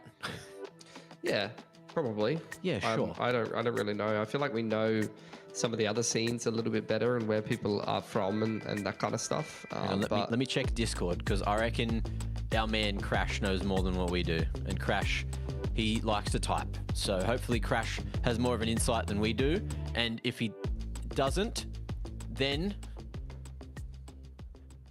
we're all out of luck, all out of info, and we're just flying high. He might just, he's flying around in the server right now, getting his cool cameras ready, so don't mind him. He's doing his job.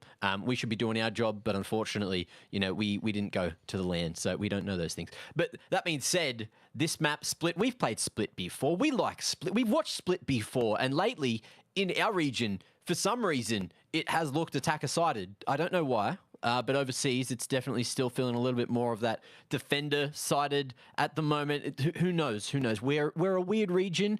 People think we're upside down, and this is why we're upside down, because our results sometimes are that. Yeah, I think, look, end of the day, you do get some strange happenings. Still think that Split looking pretty good on defense for most teams, and you should see things kind of return to normalcy once people get more comfortable playing the map again. See some weird strats, some weirds from some of these teams. And, you know, mostly you're looking at Nerd Punt being the main offenders of that. Unfortunately, it looks like GZL will also be offenders of that. Again, a double duelist comp with a KO on Split is interesting, to say the least. We're seeing the Bonkers Blues go for the same comp that they've gone for the last 3 games. A bit more of a standard approach. Look, I don't know what to say at this point. I feel like GZL... look, I would say borderline taking the piss in this series. Okay. At this point. That's a subtle way to put it. not quite taking the piss, but like, yeah, these comps are not really standard, not really meta, and unless, you know, they've got players who are going to frag out and be able to, you know, go pound for pound against Bonkers, and they're probably just going to be taking the L in this game. Also swapping the roles all around as well. They got Mateo on the controller, and Kalash has been thrown on the jet. Oh, they do. They're bloody everywhere. Well, Indy, he's forced away from mid. Nebula going to deny that vision. Him and Exempt looking to fight there with Kalash, but pushing through the smoke ain't going to work when there's 4 players looking at you, unless you get a good timing like Exempt has for one. But no more other than that. 2v4 now, and it looks like GZL battered and bruised, as you said before. RDW vulnerable up in the tower. And Yuna has a big job ahead of him. Still 1 or 2 nanos rather. 1 nano to play around. Turret on the back of site to take contact, but it's only a good enough distraction for 1. RDW jumping in at heaven. And Mateo in a 1v3. If there's anyone that can do it, it's this man right here. Edging forward towards tower again. But I'm loving the position from Bonkers. They're so deep. They're in bloody ropes. They're all the way deep at ramp as well. And Dragon happy just to play off that turret. Not looking like it's going to be a fun time. They dissipate. It draws a lot of attention now. And Dragon, he's ready. He's sharp. And on 22 HP, he is full of confidence to go for that final peak. Bonkers taking the first round and starting their map pick on a high note. Yeah, GCL try to go for some of the similar kind of misplays we saw in that last game. Triple dry swing through the smoke on middle on various different timings. Now in this round, going for a bunch of pistol upgrades. We'll see if they can get some more economic damage done than they did in the previous game on round number 2 here.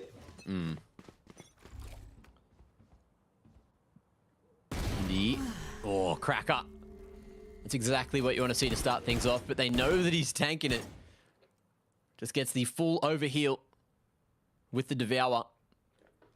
And it's just waiting for anyone else to rear their head forward. He's also got Yuna not too far away on the ramp side to play off. Kalash in the meanwhile deals with that lurk in through mid. And this time, no good. For GZL at least. Bonkers going to be able to find those 2 picks they need, and A-site's open for business. Yeah, get a nice open plant. Seeing Lou blast back up to heaven. Try and take another tool on a bit of an off angle or timing. Avoids the, it's actually a team flash to set him up for the heaven peak. Zemp's got a bulldog here. Fashion that from middle. GZL doing some good economic damage in this round. Even taking one more gun away would be fantastic. Tries to preempt the corner. And what on the offline, up on the box. Has a huge advantage off that peak. Kalash, man's low. And he's looking to find any form of exits coming his way. Bonkers, they just want these ult orbs. I think, like, end of the day, Bonkers only losing 1 gun there. As RDW only had the Sheriff that he purchased in the pistol round, and I think he only spent like $400 heading into round 2 there, so he's got plenty of cash. They can drop the Sheriff over to Dragon if they want to. And RDW is actually going to buy an Operator into round number 3 on the Viper here. Very interesting. Might be going for a peek out A. Yeah. Early on here. Just try to pick that player jump spotting A ramp or try to slide onto some of those longer angles of sight. Come on, let's go. Maybe anticipating some more aggression. Then comes a 0 point. And does tag up RDW. So they know that someone's lurking over towards A main. Turret dealt with by Kalash in B main there. It is just a 1-4. Dragon applying some pressure. Oh, that's a bit of a sad moment. You know, you're placing the stars and you don't usually play Astra, and they go up on a little bit of the high ground. Guiding light from minimize doesn't scan anyone on ramp side, so Bonkers considering, actually he's just walked out onto B for free. And gets a gun, and gets space, and sets up. So, in the meanwhile, this has started to draw the defenders from GZL back towards that B side of the map. But no plant, and now that's going to be that spike spotted as well. So GZL still have numbers on site. Yuna are not going to be able to do enough, and Exempt, he'll fall as well. So 3v2, Dragon going to be packing up shop from the B site and looking to go for the big rotation. But Kalash seems to be aware of this, but they're both aware of one another. And now he's just beat him on the timing. Looking to swing in on Dragon over towards spawn side, but Dragon on the offline, further away from the corner, makes that a freebie onto Kalash. And Indy has a little bit too much to do here in the 1v3. If he can get 1 kill, maybe there's the world where he can heal up, but he won't be able to. And that's going to be another round for Bonkers. 3 alive and 3 on the board, winning the bonus. Yeah, first gun round goes by the wayside for GCL, and again, another defensively sided map that doesn't seem to be going fantastic for them in the early stages. Money already started to get out of control here for Bonkers. This is going to be an incredibly difficult game for GCL.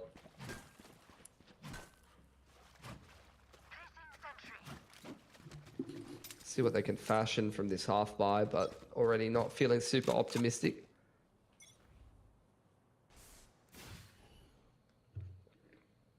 Aggression from GZL. They They just want this A main control, manage to get in front of Bonkers' wall. And scan those close lines. RDW going to get tagged up by it. So GZL will hold their position. Or will they? Kalash, slow peek is not going to work too well. They had to try and make something happen here. Exempt, he's got a sheriff, fires off the warning shot, drops a flash, and will walk away. But in the meanwhile, Bonkers starting to make their way through mid, and they'll get past that turret. But the B main control from GZL might be enough to try and hold here. Bonkers calling the audible. They're going to start to split back towards the A side through tower. GZL, oh, there's no control at main for them, and that's going to be the round. Yeah, I think that's one of the biggest points of contention on split at the moment. Especially if Bonkers are still cracking a lot of the SEA teams. A main aggression is one of the biggest things on this map. The duality between the attackers using A main as a bit of a lurk, especially if you're running a Viper, playing info denial as to get some 1-for-1s in towards spawn. But again, another very clean round for Bonkers, not much economic damage sustained. But like I was saying, it's the duality of you know, the A lurk on the attacking side or going and taking ramp, just playing info denial. You can set up executes and things like that versus the defenders going and taking A main, usually with the Sky, or just playing for info around there, trying to get a read on what attack's doing. So you can see Bonkers well and truly ready for that A main aggression, very adept at denying it. And as we head into round number 5, they've got 3 ults to play with. Yuna does have the lockdown, but he's over on the A side of the map yet. 0 point, gonna hit up 4 exempt peaks anyway. And now there is no more KO for GZL to play with. There's no more Indy either. Just staggered peeking. Yeah. You should run. Mistake after mistake, but they're trying to do everything right now, right? I just not really sure what the approach is here for GZL. I've got your trail. Comp is not really doing it for me, and yeah. Seekers let it rip. Just spinning around in spot. Interesting interaction there. But in the meanwhile, GZL is going to be able to pick up a couple of kills. RDW lurking in heaven. And just trying to wrap onto side. Mateo not living for too much longer. And just when you thought GZL might have been in with a shot, it's Kalash in this 1v2, and he's on the other side of the map. Yeah, he had the operator out, wanted to get on that A info line. Nice little mid-round play there from Bonkers. Just going inside the orb and dropping the orb at the same time. Trying to take the 2-on-1 inside of the fading smoke. And when no one's there, they just go and take defense spawn and play the post plan from there. Well, high prio going to be put on this operator. You can see that Kalash is happy just to sit at the back of Garage and keep the weapon alive, knowing that there is a little bit of value. And we got Bonkers as well. 2 alive, they're going to be happy with that. And 5-0, I feel like you cannot say things aren't going your way. Yeah, into the 6th. What are we going to see from your boys on GZL? And can they change up anything? Op saved. Mateo going to be picking up that Vandal with the half armor. And you're looking at the money. It's in a rough way. Yuna's even just going to go Vandal, Util, no armor. And at this point, it feels like GZL are really grabbing at straws. It's been a little bit difficult. Exempt 1 point away from getting the null command online. And Kalash not too far away from the knives. So we'll see what they can do with all this. Yuna, he's got that lockdown. Indy with the Empress could pop that at any moment if he wants to do a little bit of brawling. But Kalash, again, just going to be trying to lock down the A main line from the offline. And, oh, there you have it. Nice. Cracker of an opening. GZL might be able to find something from this. Yeah, but you're seeing Bonkers immediately speed up this B split. And pressure into heaven. Dragon waiting inside the smoke on B main, just waiting for the right timing, and in come the stars. Every player in this game is a star, Mitch. Never forget that, all right? Bonkers. Ooh, dropping the fake guiding light. Mateo waiting for the pop, but it never bloody came. And he's walked out in the open. Still managed to find Dragon in the meanwhile, but he won't last too much longer. Flashing in exempt. The underarm not going to be enough to create the space. And Bonkers find themselves in a 3v3. There's still that lockdown online, and Unit could drop that at any point. They'll do so right now over towards that defender spawn. And that's going to clear out most of sight. I think Mini, he's going to be able to sit there at the back, but paint shells in combination with something else is going to be enough to deal with it. And it looks like it is just going to be GZL pushing forward. High-low set up over towards the back of sight. Crossfire with Garage as well. You'd expect this to work every bloody day, and it will. Mini swinging for 4. And after we roasted him earlier, he said, you know what? Hey, I do want to be at the top of the leaderboard today. Yeah, this is one of his favorite roles, I think. I remember coaching him over at VCT APAC in Thailand and watching him play one of the Hong Kong teams and just absolutely style on people, sky on split, especially playing with the Viper on your team. It's got such a great intuitive sense of how to pop flash through the walls and what timings to take duels on. Loves to call from that initiator role as well and just create pressure, find info on the map and call around that. Always been a big strength of his. RDW ready for the swing. Nice little micro adjustment. And Exempt is going to be walking with a knife out. Awkward moment. What doesn't shoot at him, so he will be given that second opportunity. And the Sheriff with the fadeaway. Indy looking to give up that ropes control. Bonkers again, ready for anything. Ready for that orb to go down. And this is just looking like yet another one side of the fair. Even when GZL get those openings, get close, they just can't close. And that's a bit of an issue. Mateo, he's got that starter play around. Trailblazer, going to be revealing his position. Lou, though, he's hungry, and he's going to eat. GZL, economic damage, kind of an afterthought nowadays. Money is just so strong for Bonkers, having started off this half so well. They need to try to cause some upsets and make anything happen. Yuna just waiting that Nebula out. What? Ready for the swing into heaven. And Yuna swinging off the back of the contact, but it's not going to be anywhere near enough. Bonkers coming through with a flawless round.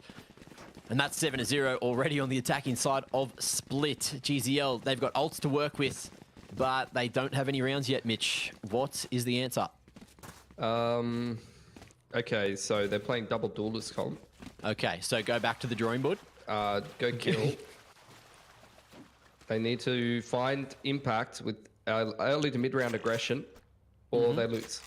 Well, what I know is that Reyna is a great agent if you're getting the picks, because that's how your abilities work. And Indy's on 1 kill right now, so unfortunately... You are really smart, Mac. The agent is not activating like it should be. You're really, really smart. How's that for some high-quality analysis, huh? It's pretty high quality. Mid-aggression coming in. RDW is lurking with an operator. Which pretty much says it all right now. Ropes control in the favor of Bonkers here.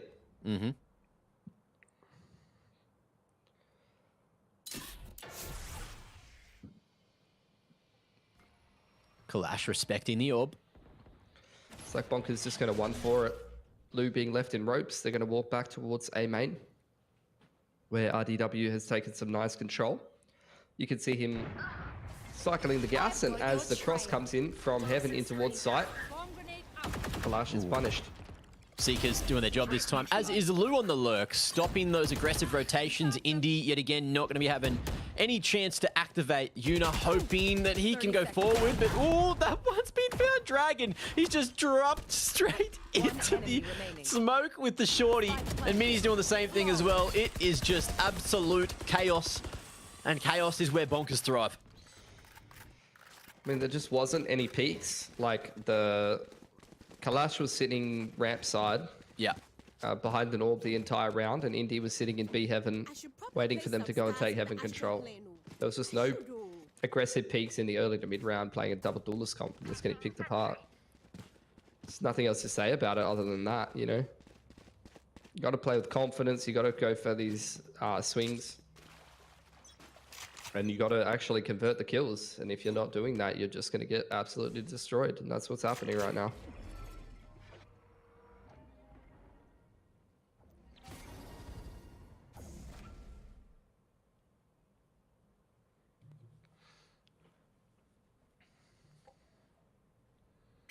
Slow approach. Flash in, and there you go. Indy going to be able to use his abilities. How cool's that? Massive. Love to see it. Ooh, snake bite. Not quite spreading over to Una, but they know that someone's lurking at the vent, and he'll get away untouched. So GZL, a man advantage. Yep, they have got the lackluster weapons though in a round like this. Indy's the only one with the Vandal, so still not super convinced they're going to be able to convert. But we'll see if they can close this 5-on-4 for their first round here. 45 seconds, Bonkers all grouped up in middle. Up goes the orb in ropes. Big rotation over towards this A side of the map. Looks like GZL reading this pretty well.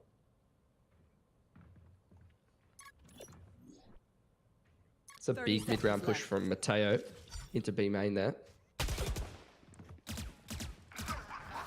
Ooh, Waddy. Be falling out to Mail. Mini deals with that one. So he will continue to suppress Bonkers, and with time real damn low, maybe there was a world where this one worked for GZL. And they've got that garage control, but they don't have the weapons to really get past Bonkers unless the classic continues to work here. Dragon up on the Zippy, going to be able to find one more. And timing favors RDW. There's Mateo as well. Ooh, okay. Cooking up something here with the Sheriff, but he needs to find RDW, and the line ain't favoring him right now. Setting up those post plants.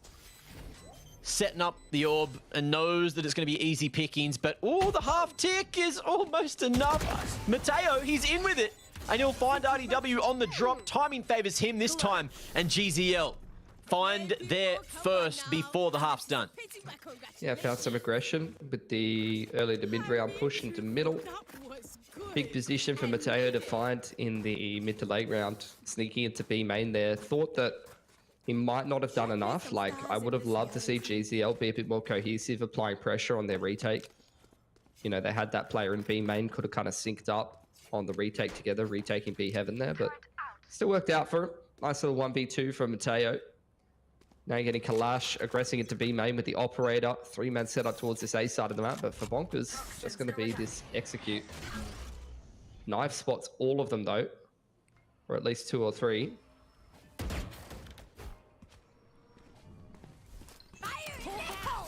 Showstopper on the way in. Lou going to be slowed up by the grab well, and the Nano Swarm is going to be enough to deal with that one. Doesn't get too much value out of the ult, but it is going to be a trade coming through. The space was already created, and Bonkers are taking that with open arms. The timing was terrible for Bonkers there. Mateo going to be traded again. Indy playing on the balcony. Finds one more, and it's all down to RDW, who's got the pit to play around. He's got that spike on his back, but he's just trying to isolate a fight somewhere. Picks that smoke up. GZL, ooh. They posted in decent spots to deal with the pit, which has gone down now. Indy going to be tucked away on Hell. And this timing might just favor him. 40 seconds. Indy jiggling. But on this angle, oh, he's being timed, and RDW, he's on for the clutch. He's on to break the hearts of GZL again. When Kalash has gone forward, going straight away to sight, he knows the wrap's probably coming. He'd be right, but the knives don't connect, and RDW does. That's going to be 9-1 already as we jump on into round 11. Ooh, nice little clutch coming through for the big DW. Yeah, I mean, that's what he's known for. And his clutch stats right now, 42%. Before this game, 11 from 26. And we'll just add a few more to the tally there. Increase those percentages. He's always just good for those clutches. Seen it every stage since the start of Oceanic Valorant. This man has just been putting in work in the late round. Here.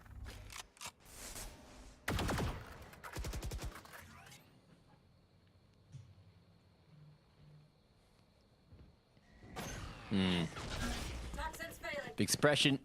Bonkers gets scanned up and sprint away. Kalash, very advanced in garage. Looking to work on the gun, make sure that thing's working. Because it's got to be in a moment. Oh, missed opportunity. Dragon peeking a bit wider than Kalash was ready for. And in comes the rotation from GZL. They're trying to get their way back in time on the Sheriff's. The worst weapon to have to deal with the Seekers. You use half your clip dealing with it. You are divided. Lockdown going to be invested as well, just to try and force Bonkers away. But they're going to be happily using their own, trying to deal with the push out. Dragon not ready for the aggression, and they might be able to flood all the way in time, holding that lockdown from Garage, and GZL could be in trouble. It's got 2 seconds remaining. Indy just going on forward, but the dismiss is not going to be enough. Man is gone, and it's all up to what RDW to lock it. Mateo has a smoke on the spike, but that snake bite with the orb is making things so annoying. Grabwell's going to be used as well, and he just has to pray and spray and hope that maybe there's a second round on the horizon, but it's a nice trade from Watt, and Bonkers find 10. Last round before the switch. Absolute chaos there with the Cosmic and double lockdown. Forced by attempt almost comes through from GZL, but it feels like, for the most part, unless someone's going to come through with a big clutch, then things aren't really working out for them, unfortunately. Another force buy from the boys here. 3 Bulldogs. Got a Specky and a Sheriff. Very, very clean from Bonkers so far. 10-1. Haven't had too many issues in this game. Which is good to see, because you saw a couple of the games on LAN on this map not going so well for them. Whoa. Mini taking Indy out of the mix straight away, and GCL, you could see that engine started to crank, but the one-pronged approach from Bonkers right now is going to be torn apart. Kalash, 2 crispy ones, and oh, it's another. Mini's gone, gets the reload off in time, and it might be all Kalash to save a second round. But the audible called, and Bonkers now send him it to A instead. Yuna standing in the way, finds the spike at his feet. And Watt is hoping to catch a timing through that screen side, but he's got to get a wriggle on before those rotations come through. Yeah, see if he can complete this one on 4. Seems like Exempt. Well aware that the wrap through spawn is a possibility, but that's a 1v1 that's given over. I thought Exempt thought he killed him. I think they both thought they killed him. Everyone stopped bloody shooting. Watt gifted an opportunity dealing with the turret, knew the swing was coming, but GZL, thanks to Kalash, are going to be able to find themselves a second. Bonkers, they only need 3 here to close the series. It's been a clean day at the office for them for the most part. Outside of a couple of individual plays from GCL, clutch from Mateo, big 3K from Kalash. Just really wasn't anything in that half for GZL, unfortunately. Now on attacking side. See what they're going to put together here. Feel like Bonkers with a great comp for defense here. Astra, Viper, Raze, KJ, you know, Sky obviously being used most of the time for the info. Inform your early to mid-round decision making. Quick one, straight up the ramp there for GCL. Kalashnikov going and taking some control over there. Flash over the top, creating the space for the rest of the boys to cross. That's a good entry. Solid start for a comeback to begin. Lou spotted over towards that defender spawn, and it's the audible called through mid. What going to be spotted in the meanwhile? So garage control going to be there, and Bonkers have a lot of space to try and play retake, but they are now hearing the rotation all the way back to A. Kalash, he's found a timing in through defender spawn. RDW, he's also going crazy. Already well advanced past A, but no one's in A site yet, not from either team. There is an opportunity now. RDW going to be able to slide right in for 2. Grabwell going to be annoying, and Dragon deals with him. Bonkers just like that close it with a right click. 11-2. They take the pistol. GZL just made too many calls, I reckon. Yeah, a bit indecisive. Found that first pick. Maybe just would have done better keeping things simple. Force by going to come out here for GCL, probably. They're just a little bit too far behind not to cut corners at this point. Can't blame them for it. But maybe not the last series of the season that they were looking for.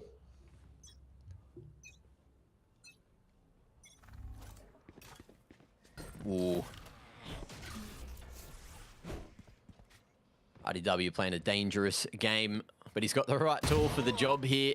Mateo ready for this aggression. And RDW not going to be able to get past anyone with that judge. So pistols looking good until they're not. Lou finding 2. One with the paint shells and Mini as well. Locking that ramp down. Exempt. Or going to be able to dodge that guiding light in time. But the info is what Bonkers were looking for. And they might find the round off the back of it. Oof. Minimize just guaranteeing that 3-on-1 here. Yeah. Just waiting for the troops to all group up. And Watt hits a nice little burst as well. Couldn't see a thing, but he hit something. And it cost GZL another round. Bonkers now 1 round to close out the series.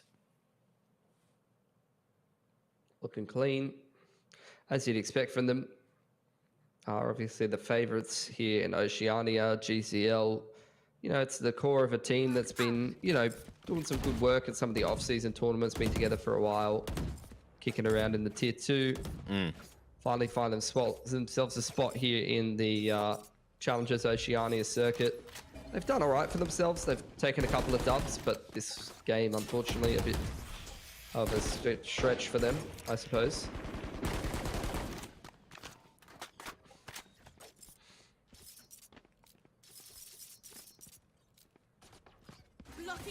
I'll creep back from GZL.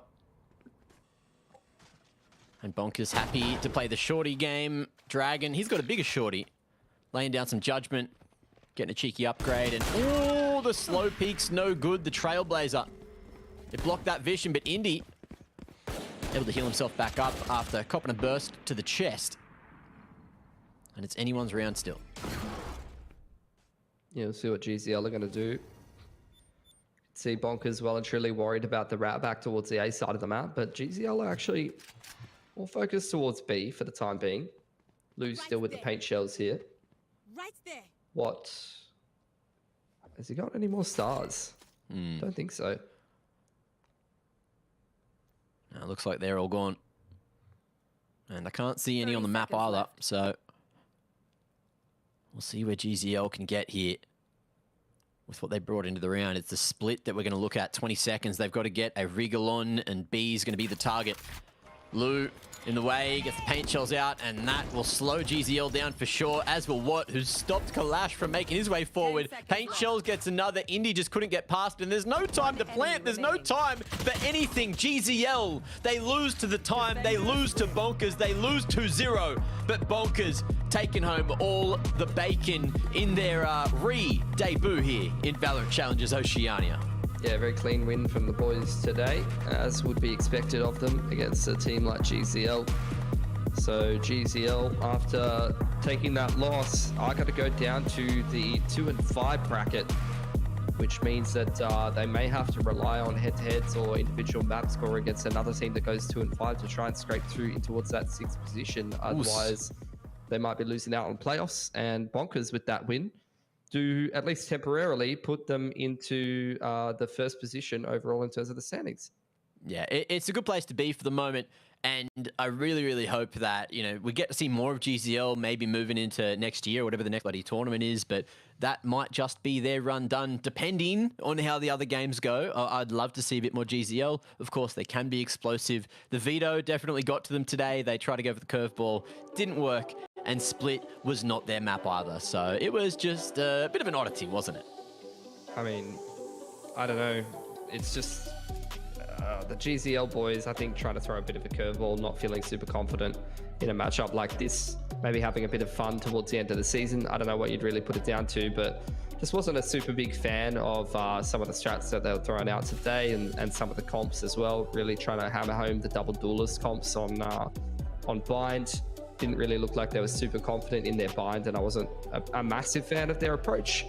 But look, at the end of the day, Bonkers is going to be a stretch for them, even if they are kind of playing standard. So maybe the Hail Mary is the way to go at the end of the day. We love Hail Marys. We love games. We love VALORANT. And we love a short series because we can call ourselves Mitch Half-Day Konkana yet again. 13-2 though, having a look at the final scoreboard. RDW, he topped the charts with a 15-7, even though I feel like overall MVP for this series, man, 15-5 here, that's a 3 KD, and doing big work in that first map as well. Again, on the controller role, even though RDW snatched that, or partially snatched that off him, taking the Viper away. But look, Split was an interesting one, and an interesting character is on the line. It's Minimize again. You know him, you love him, we love him too. Minimize, how you feeling knowing that you have potentially secured one of the top spots for playoffs? Yeah, feeling pretty good. I think we needed to tour the rest of the teams to finish on top, so we were coming in trying to dominate as many teams as we could, and looks like we did our job. Yeah, nice. How are you feeling about Bind and stuff coming back into the map pool? Obviously, a couple of weird results in the BYSC tournament on that map. Looking back through your map statistics and that kind of stuff, but I'd imagine, given the fact that in the old map pool you're a pretty big fan of that map, and you like to play it a little bit. Are you happy that it's back in, or what are your thoughts on it? I'm really happy for Bind to come back in. I think Icebox, as good as it is, it's not a lot of depth you can do. It really comes down a lot of times to who's got the better reads and who's got the better aim on the day. So I feel like having a map like Bind where you can do a lot more stuff and be more creative is really favorable for us.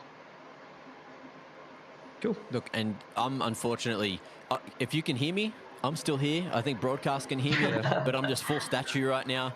How do you think GZL is a team that you need to keep your eye on? Because obviously today it didn't really go their way. You guys kind of stomped them, but we've got a lot of teams that are sort of sliding into that 6th position. We don't really know who's going to be 5th and 6th for the playoffs, but there is a lot of potential rising in the region. And do you have your eye on anyone in particular? Because I know that you have historically been one of those players that has managed to pick up some potential players from that lower tier.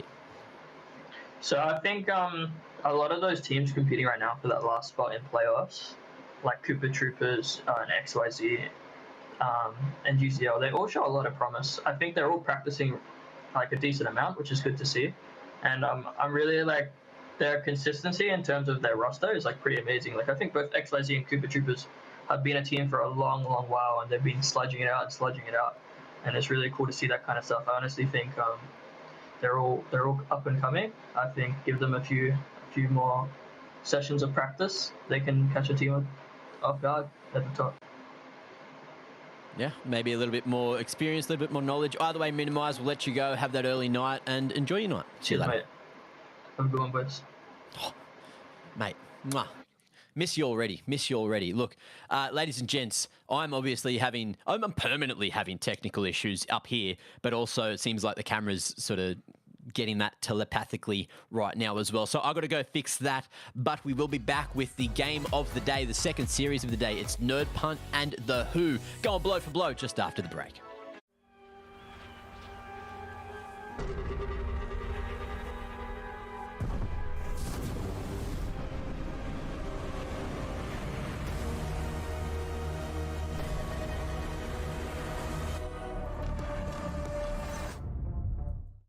Introducing the new and improved LetsPlay.Live. New look, new feel, new tournaments. Play and compete in dozens of esports tournaments from Open Division to Pro. Check out our new platform at LetsPlay.Live. Wow. Wait, is that a phone? Look at the performance, the graphics. That thing's a gaming machine. A new challenger. Is that Faker? That man's a gaming legend. Everyone, fasten your seatbelts. And here we go. This is your chance. You keep her alive. Save her. You can save her. You've come this far, and you know what's out there. You have a greater purpose than any of us could have ever imagined.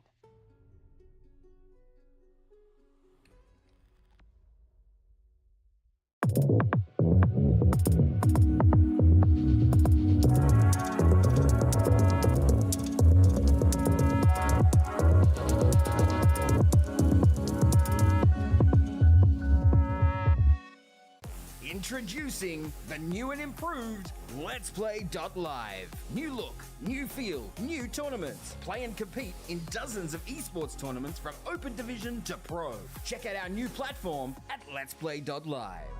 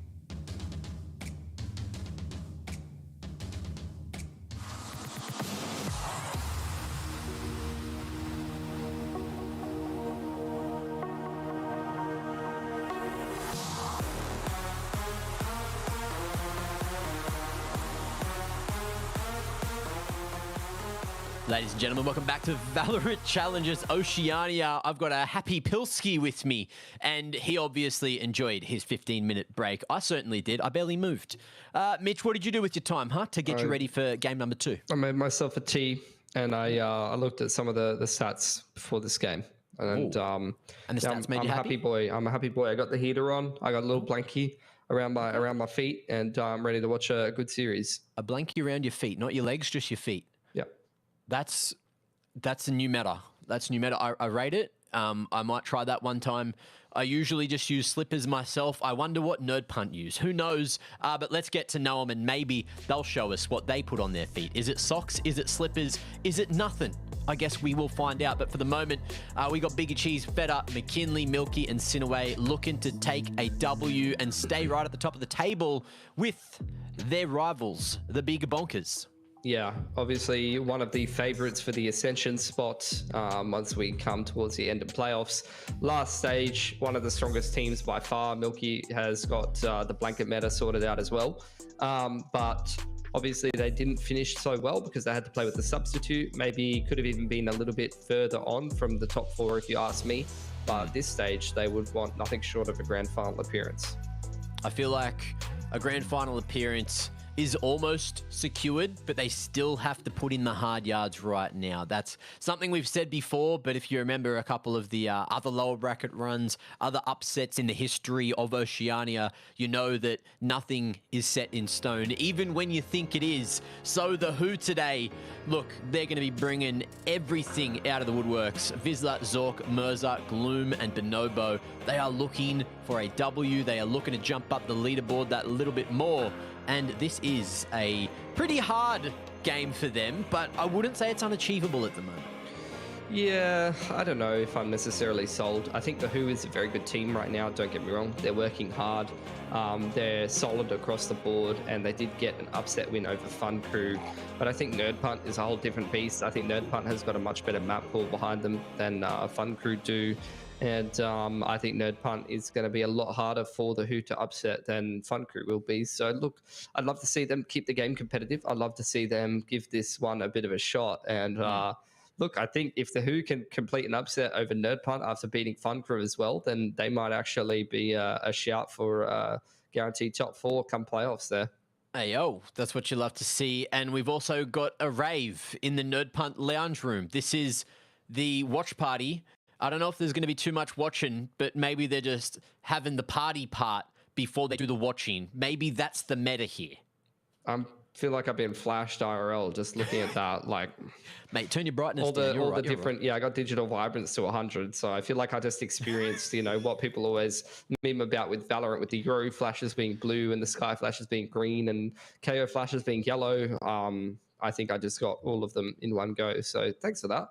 Appreciate it. Thanks, you got to download Vibrance GUI. It does it automatically when your game's open and when it's not open, and then you don't have to worry about it. Nothing's always super colorful. Either way, we've got a head-to-head to have a look at. Back on track. Mitch, who've you picked? Zork. You always pick Zork because Zork is Zork. He's, let's have a look, top 2 in the stats, I believe, as I was looking at before this game. Indeed, he's second behind Norson. No one's catching Norson right now. Feta is third. So these guys are neck and neck when it comes to the statistics in this competition. And, you've been seeing outstanding statistics from Zork on the initiator role in every single regard. Great assists per round. He's winning a fair few clutches. He's putting in insane numbers of ACS and great KD for himself. Feta, he just does damage. I'd say he's kind of playing even somewhat average this stage compared to some of his other stages, and he's still third in the tournament, which tells you a whole lot about him. He hasn't actually even been putting together any clutches.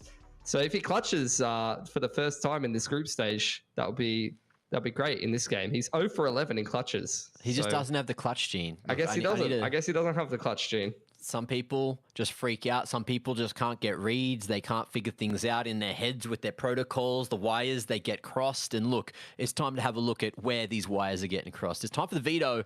Let's see where the series is going to be played and if Nerd Punt can flex their crazy old map pool. Words are hard, Mitch. Let me help. The Who picked Haven. This is kind of one of the maps they've got a fair few reps on. They did actually take an L to Fun Crew and 95X pretty heavily. So against teams of Nerd Punt's caliber, Haven has not been going well for them. Nerd Punt also took an L against 95X on Haven, and the only other teams they played were over in the BYOC against teams that are not actual proper teams. So actually don't have a whole lot of reps on Haven. I don't mind the approach there from the Who. They're trying to get in on a map that you haven't seen a whole lot of reps for the Nerd Punt boys recently, whereas they've been playing it pretty much all the time. As for Pearl, that's a map that the Who has played quite a bit. Even in this season, they played it 4 times. Did take an Elvis, Cooper Troopers, and 95X, but they've won the last 2 quite one-sidedly. So I feel like that could be a pretty decent one. It's 80% there for the Nerd Punt boys, though, and they've only lost against 95X, and they've kind of been destroying everybody else. So not bad. That sounds pretty solid in terms of the stats. I'm keen to see Fracture if we go all the way to 3. I just don't know if we're going to 3. I said earlier it was almost definite, but maybe with the Pearl Haven start, I can definitely see Nerd Punt taking this in 2. Nerd Punt's Haven, like I can't remember them playing it. I don't remember us casting the series unless it happened last week. It literally could have happened last week. No, it was in week 4 but I do remember of the that group Pearl stage that they played against 95X. Yeah, sorry, go on. I was just saying, yeah, we've seen Pearl many times for Nerd Punt, and they've been a very, very strong team on that map. McKinley in particular, I remember last week, he was getting some crazy multi-kills. You love seeing an IGL popping off. Look, Mini tried his hand earlier. Now it's McKinley's turn. And up against the likes of the Who, that might be that little bit harder because we know mechanically, sharpness-wise, some of these individuals on the Who are very scary to run at. And that might just be what's happening on the first map. But let's have a look at what agents we're going to be running at each other on. Yeah, I'm keen to see if either one of these teams is going to change up the comp. So far looking pretty same for the boys on the Who. They're not going to change anything up. Going to be Bonobo on the Jet. As for the boys on Nerd Punt, they have actually changed one thing, which is that Cinewave was playing the Cypher before. Now he's going to be on the KJ. Other than that, it's going to be an identical comp for them. So pretty much a mirror matchup outside of the fact that it's a different choice of controller. Yeah, pretty much. A little bit of Astra, a little bit of Omen on both sides. We'll see which one's better as time goes on. Of course, look, your Omen, it's pretty good when you're trying to go for some crazy plays. You can use that from the shadows. It's fast rotates. I think, look, a little bit better on the lurks, of course, with the shadow steps. And the difference is, at least with the Astra, look, you can shove a wall in halfway across the map. You can, use your grab well. Post plant wise, you're a little bit more secured. There's not just that one paranoia to play around. But time will tell as we jump on into Haven to kick off series numero dos of the day. Mitch, tell us about this pistol round. Looks like it's going to be a B set play here for Nerd Punt. The Who already somewhat set up for this though, Mac. You got to play-by-play this one because I just realized my VLC's closed. Oh, there you go. Well, Gloom going to be pushing on in, gets the opening kill on the defense side, going to shut down Feta before Nerd Punt can even get rolling. So they've got to go back to their other options. Back towards Garage side, Zork to intercept, going to do a bit of chip damage with the shock dart. And you can see Nerd Punt very uncomfortable with this situation. They are pinned in towards Garage, but hold on. That pick from Cineway might give them an opportunity to actually call the audible and rotate back out of this situation. And you can see that's made the Who quite uncomfortable as well. They've got no info and no players on that A site there. Let's see how the timing goes for Milky, and that's if he even goes aggressive. Looks like it's just this rotation you have to worry about. Nerd Punt. All eyes on A turret. Going to be spotting them in a oh, no, it's not. Vizslar's down. So turret's the bait. Caught me. Hasn't caught anyone else, and it is going to be the fault line forward. Zork, he'll be falling. Gloom able to go for the trade. The Frenzy's got enough in the clip to get McKinley as well. And he's already found 3 in the round, and he might be able to find some more. But it's all down to the timing now. Biggie Cheese just looking to find some kind of space as Milky keeps on going forward. The Ghost, it's not looking too good in the hands of Mercer there. And now a chance for Nerd Punt to get this one planted on B. Yeah, going to plant for C connector side and try to take control over there. Bonobo to contest. Spike planted. He's waiting for the swing. The Sheriff, it's good for 1, and that second clutch comes through. And the Who are going to be taking the pistol. Gloom, he already did his job, so the deadly duo is going to be able to team up and get that first round. Yeah, Gloom carried that pistol round, has to be said. Charges into the B site, kills the Jet on the entry, and then a multi-frag on that A site. puts Nerd Punt in a very uncomfortable position. In that 3-on-2, they almost navigated it perfectly, though. The double peek onto the player in spawn, into the plant towards C site, I think could have been the right path back into that round. Especially after Sinaway finds that pick over towards the A side of the map, but Bonobo going to shut down any chances of finding a round like that. So Nerd Punt back to the drawing board, going to take a single save and look towards a gun round in round number 3. Ooh, big stun early. Bonobo cops that, and he'll walk straight through it. Disrespecting it. Maybe doing some homework now. And off the back of it, Nerd Punt, they are going to try to walk up the guts instead. Feta clearing space, looking for something towards the back of sight. Now he'll fall. Vizsla. There's too many bullets there with the Spectre, and he's got enough to get another kill as well. Looking like it should be easy pickings on the retake. All that util going to be used so damn early right now. And Biggie Cheese, he is hoping to make this lurk work. It's all going to boil down to that timing. And Milky, he's not done just yet. Grab well going to be used and allow Biggie Cheese to get into this position. He's not been spotted. Oh! Hasn't quite whiffed it. He's bought some extra time, an extra moment. And it's going to be wrangled by Gloom, who's tucked in the corner. The half tick, 1 point of health is not enough for Biggie Cheese to clutch there. Nice attempt with the pistols and did a whole bunch of damage to the Who's economy, but it's the Who walking away with the round. Yeah, 3 guns taken away though, and 2 sets of armor. Massive stuff from Nerd Punt without a whole lot invested. So with the spike plant and the damage that they've done, second round buy looking good from them. Only really skipping the aftershock on Milky. So going to be a bit harder to clear that extra position. Right there. Or play the post plant in the late round. Operator straight on out from Bonobo here in round number 3. Might catch Nerd Punt off guard. You're going to see him post straight up towards Suicide. And the rest of the boys just buying down to 2k. Just those 2 rifles saved over with light armor and Gloom. And a couple of sheriffs and light armor. And you can see the Who in a round like this, they've just got that deep info line over towards a lobby on the operator, and the rest of them rotating back over towards the C and the B side of the map. So leaving A quite open, quite weak. Nerd Punt have taken that AWP. Now may go for some garage control, maybe try to remove the turret. Up goes the Nebula. Fault line across, turret dealt with, but great chip damage on the shock dart from Zork. Yeah, really well-timed utility coming through there. And Zork scares them off for the moment. Oh, Milky going to be spotted at mid. Alarm bot's still there, but that's dealt with by the Shocky. And Zork has this recon bolt to play around, hoping that maybe there's a world where they can spam it forward. Gloom going to be caught with his pants down. That Shocky revealed his position over on the short side. And this is looking pretty good for Nerd Punt right now. But the Who already with this mid control, they've got a fast rotation, but it's a deep push. And look at this, the aggression constantly ring around the Rosine in through garage. Fed are going to be able to deal with Bonobo. So that's going to be A-Link. The C-Link, it's still dirty. McKinley going to be able to pick up one more. And it's all up to Mercer now to make this one happen. 2 members just going to be playing off one another. There is going to be the dart cover to play around, but no chance to use it as Feta finds 3. And that's Nerd Punt on the board. They're going to pick up that off at the end of the round as well. Interesting. Probably going to pigeonhole them into a bit of a slower side, style on the attacking side. And Bonobo's going to be kicking himself for losing that one, because that was a bit of a risk versus reward kind of investment in round number 3 while the rest of the Who was saving. He probably wanted to ideally save that if the round wasn't going well, but the wide peak from Feta, he has a lot of impact in that round, finding the entry onto Gloom, who's kind of playing a missed position in front of the smoke, looking for a pick and the fadeaway. So now into this round, like I said, Nerd Punt going to be playing a slower style with that operator. Dealing with the dart in towards a lobby, looking for some control. What a shot from Bonobo, opening frag in the favor of the Who.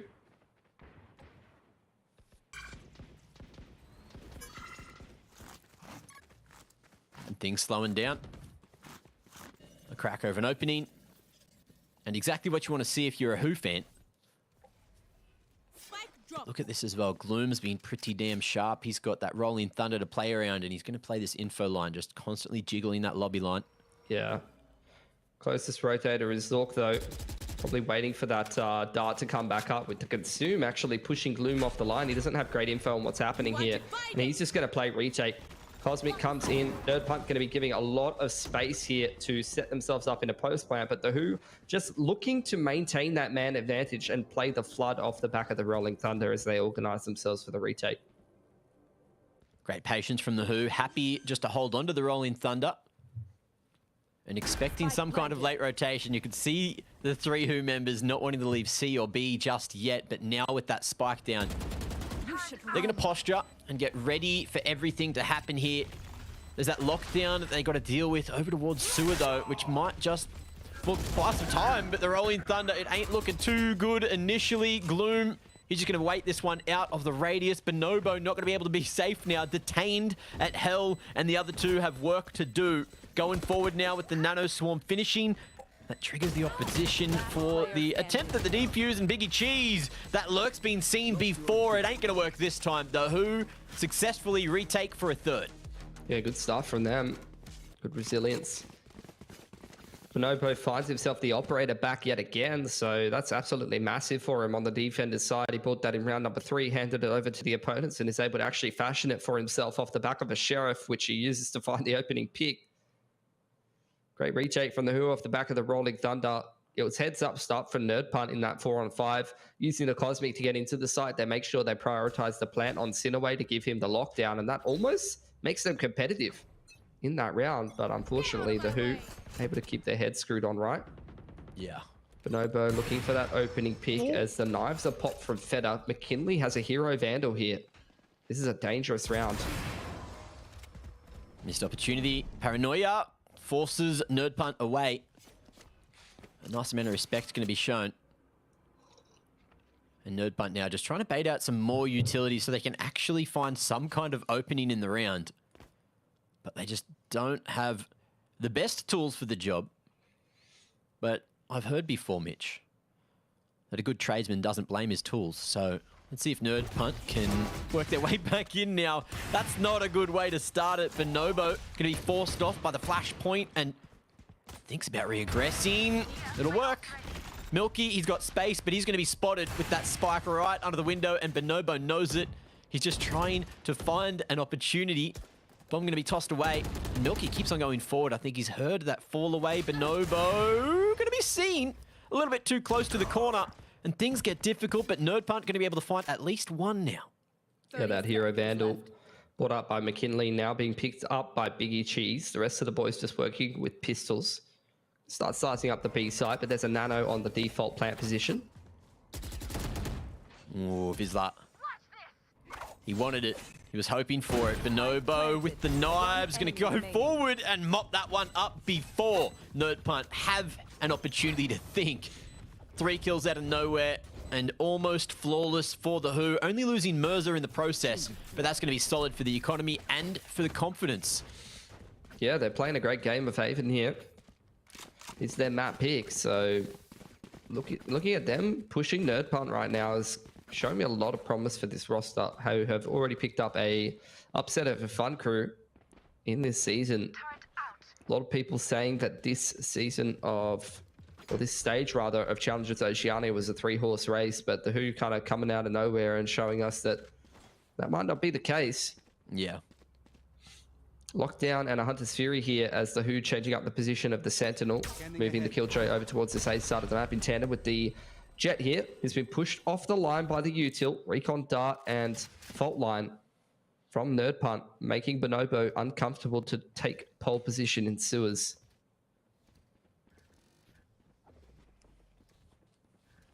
How's this timing?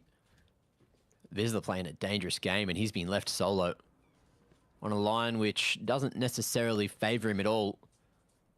Unless Feta doesn't look at it, but Bonobo's right on back. 4 legs. Man's done. The tag and the bag coming through thanks to Vizsla.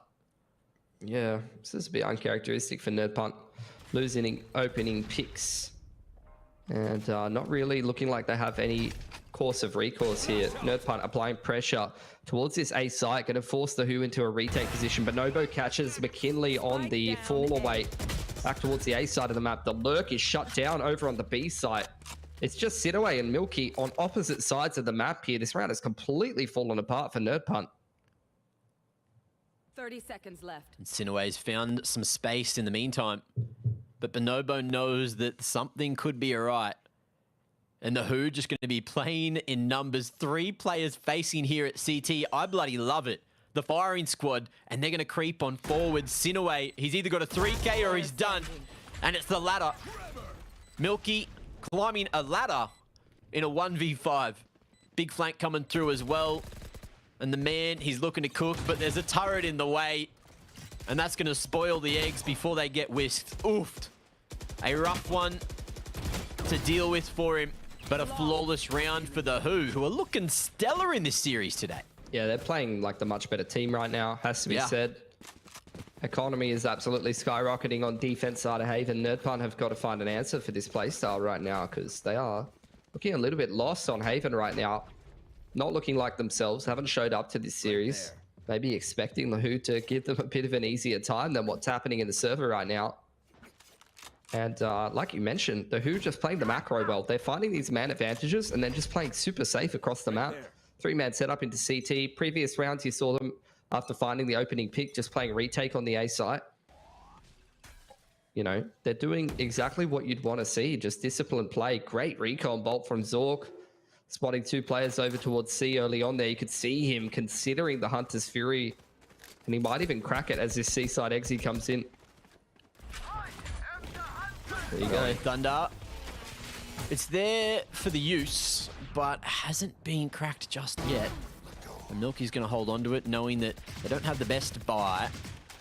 Aftershock, I'm going to force Merza to stay out in the open. Cops 1 tag from it, but mostly untouched. And it is going to be the quick rotation, Mitch. Yeah, that Hunter's Fury completely throwing off the scaling that the attackers wanted to go for here. So they call the audible back towards the other side of the map, straight into the KJ setup. Bonobo taking another peek, which is punished. Yeah. Just expected them to still be standing it long, but they'd already scaled so much further. McKinley going to be able to answer with 1 to bring it to this 2v3. So a winnable scenario. Hunter's Fury online for NerdPunt to play with. But McKinley doesn't seem to want to get off site just yet. He's slowly walking back and waiting for the Who to show their hand. And in comes that recon bolt from Zork. So Graffiti going to be cleared out. They don't have to worry about that one. Oh, alarm bot in the way. And in comes that Hunter's Fury. It's torn early. McKinley doesn't want to get scaled on. He doesn't want to get pushed into the corner. And he's used all the pulses that he can. 2 shockies remain. And Sinaway still going to be hidden in the corner. And it's all down to him now. Can they hold? They will. Zork. He's ready for the swing. Sinaway just not given an opportunity to clutch there. And it's another round found for the Who. 6-1 now. Yeah, NerdPunt are looking lost today. Honestly, like that is the 2nd or 3rd round in a row where Fedder's gone on the hard entry. And there just hasn't been anyone to follow him up, anyone to trade him. He was up deep on that C side for like a good 5, 6, 7 seconds. And a Hunter's Fury stops the rest of NerdPunt scaling out and he just gets picked for free. NerdPunt are not playing like themselves at the moment. And the Who are playing a very, very good game of Valorant.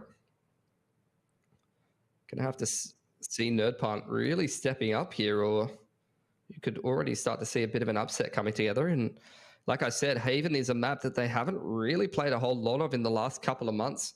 Looking at the last 2 months, played 95X in the group stage week 4, and then they played a couple of games on it over in the BYOC against teams that, you know, aren't really of the caliber of a, you know, Challengers Oceania level. So not really relevant results to be looking at. Unless you think our boy Jewish Noble is on the come up. Who? Jewish Noble. It's one of the players they played at the BYOC. Right. Okay. Yeah. That kind of, for me, who is not looking at that stats page, I got blindsided, Mitch. That's okay, mate. So a NerdPunt. And sometimes you gotta work out how to deal with that, you know, to win the game or win at the broadcast.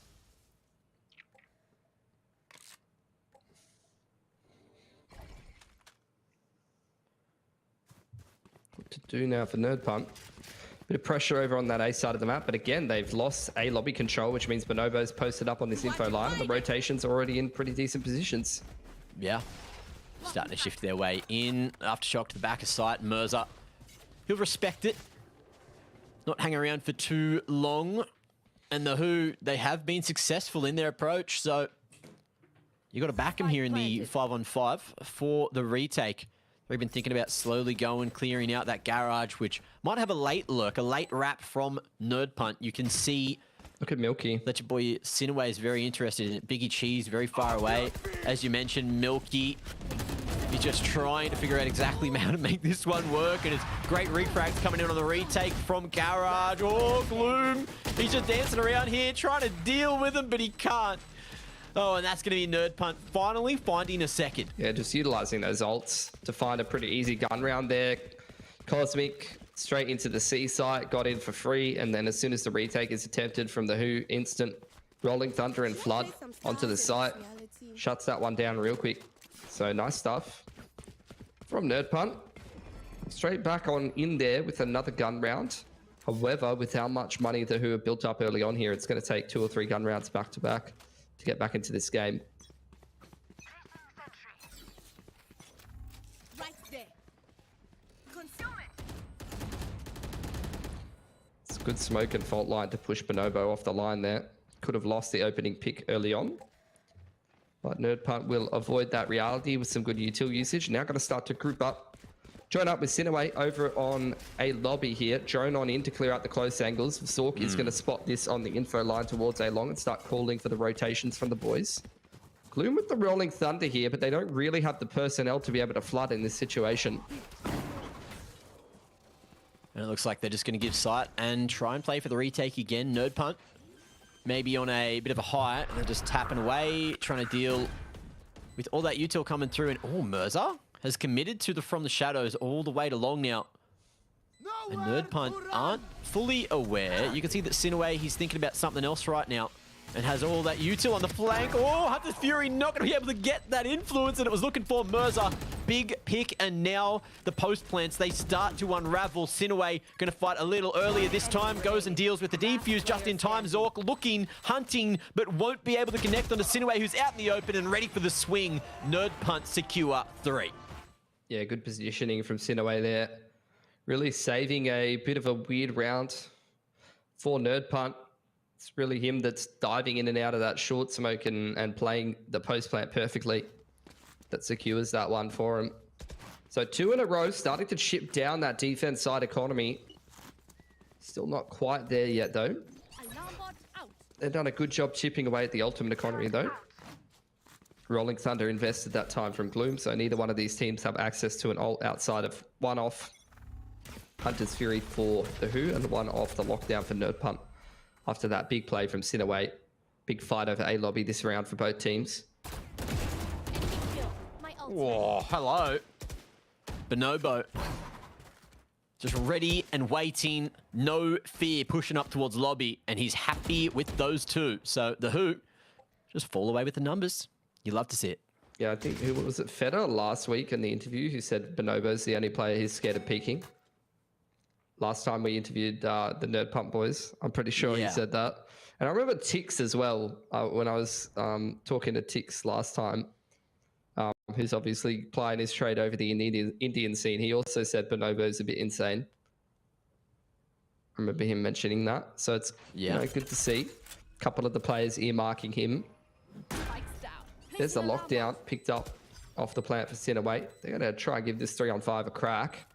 But yeah, no Hunter's Fury for Zork to counter. There's going to be a little bit of util. That lockdown might be able to deal with this one, but Bonobo deciding to respect it. How's the timing for McKinley? Man's going forward, but there's eyes on this position, and he's close to that corner. Deals with a man that everyone's scared of right now. And that recon bolt as well is just going to give that info as the push comes out of lower side. But it's the heavens they have to worry about. You've also got Gloom looking to drop on down, and drop he will. Nano Swarm just trying to buy some extra time. They're hoping for a spam through the dark cover, finds one, but it's not the man on the spike, and the time, it's gone too far. See you bloody later, the Who. Nerd Punt. They're coming right on back into the half before it's all said and done. 6-4. Yeah, massive 3-on-5. Perfect timing on the lockdown. It's just great communication between McKinley and Sinaway there. can see McKinley playing inside the Nebula, telling him when to place that lockdown. You can see Sinaway on the radar, sitting in sewer, waiting for the right timing. As you do get a tack timeout there, I believe, from the WHO. Going to have a chat about how the last couple of gun rounds have gone, because Nerd Punt have really started to wake up here. To be fair, you know, the WHO, the early round was good for them. They end up in a pretty favorable situation, but unfortunately could not put together the pieces in that post plant, giving a lot of respect, a lot of space over to Nerd Punt, who obviously are one of the finest teams we have in the region. But at some point, when you're in a 5-on-3 like that, you can't respect the lockdown. You have to flood when the time's ticking down that much. Yeah. It feels wrong, though, you know? You always want to be the passive of the two teams when you're up in numbers. Isn't, you know, there's many scenarios where it feels so wrong, yet it feels so right. You know what I mean? Thanks. Yeah. Are we talking about Valorant still, or? Huh? Yeah.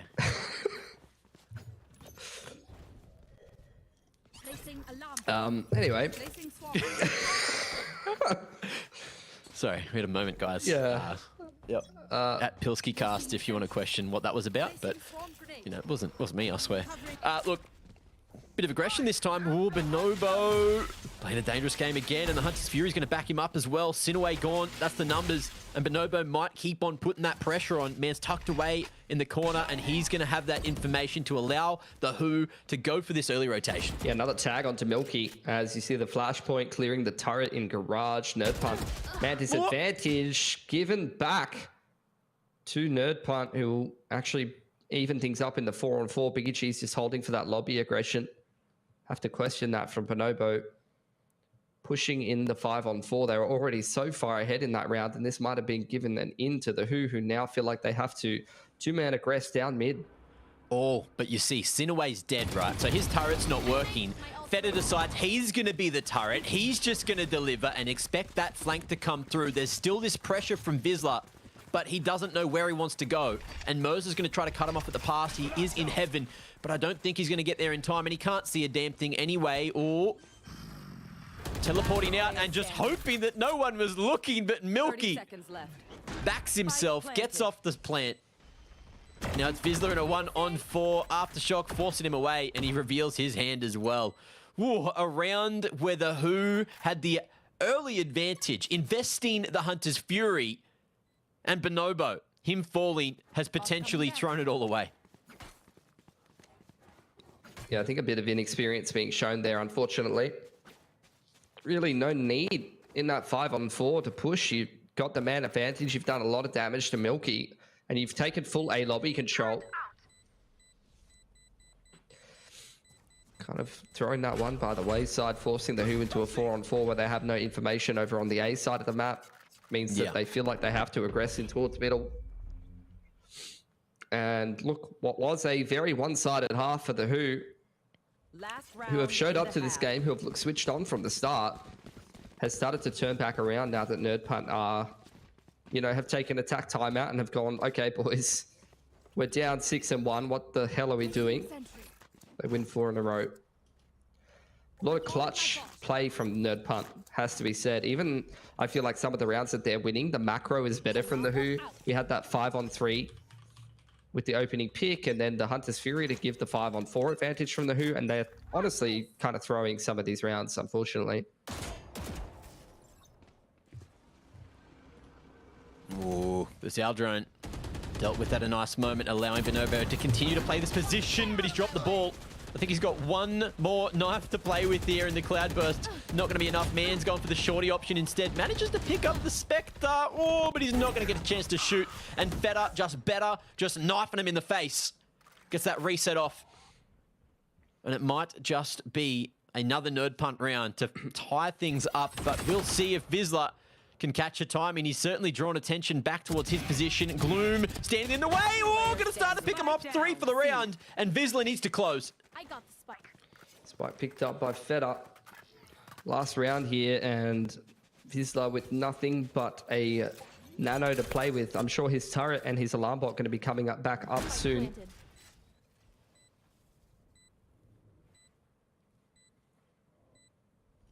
Ooh. Good positioning, but the spacing. It reveals Fetter's location. The big swing, it's enough. And Nerd Punt punch back. Yep. All tied up at the half, Mitch. 5 in a row after being down 1-6. Tack timeout really helped them kind of recollect themselves and realize, you know, aren't we a little bit better than these guys? Not sure what was happening in the opening portion of this game. But the Who, credit to them, they've been showing up today. They've been playing a fantastic game of Haven across the board, all of them performing. Unfortunately, they've got to be kicking themselves because there was definitely, in that 5-round streak, at least 2 or 3 rounds where they either should have won or were very competitive. And unfortunately, they just weren't clutch enough, or they were making some silly mistakes macro-wise. Showing a bit of inexperience, and Nerd Punt more than good enough to punish them. Standing ahead.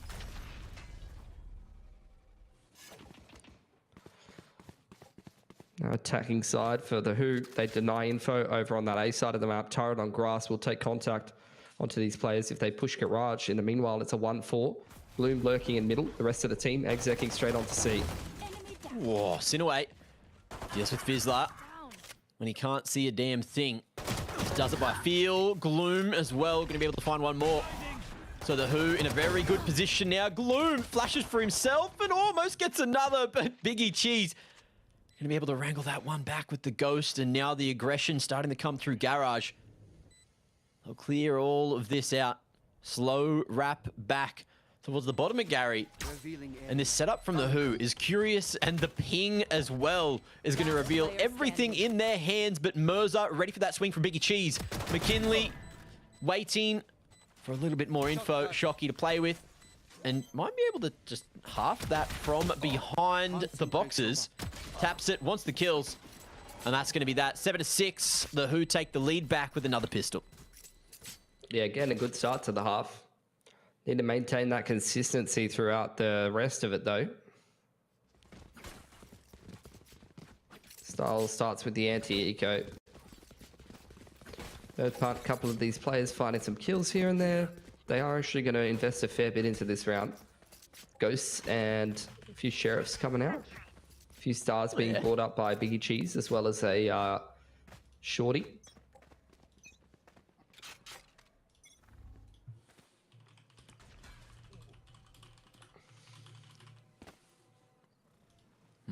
Aggression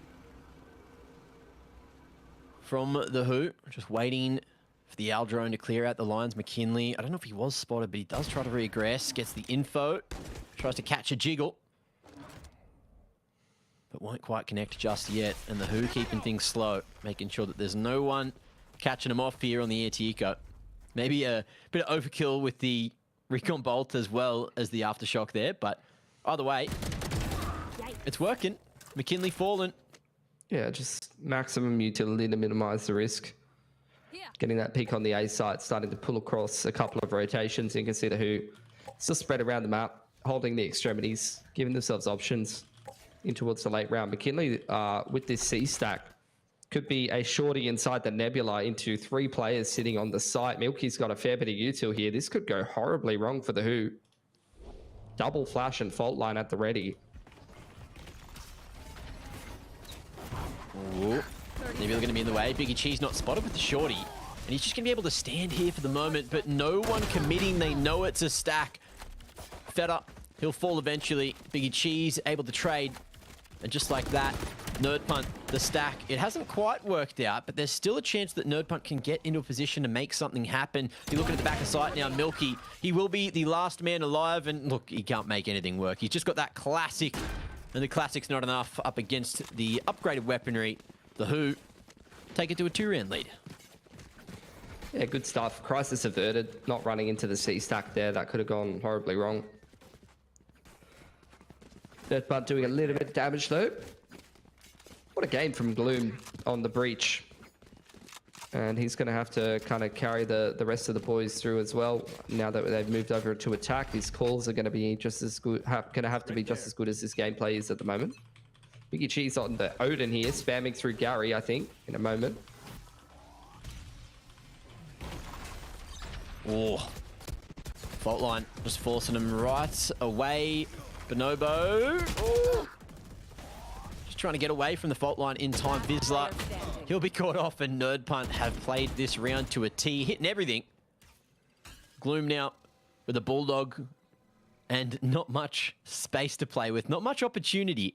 But there is going to be a solid setup at A link, at C link, and there's no getting past it. McKinley strikes true, and he's going to have that Hunter's Fury online for the next one.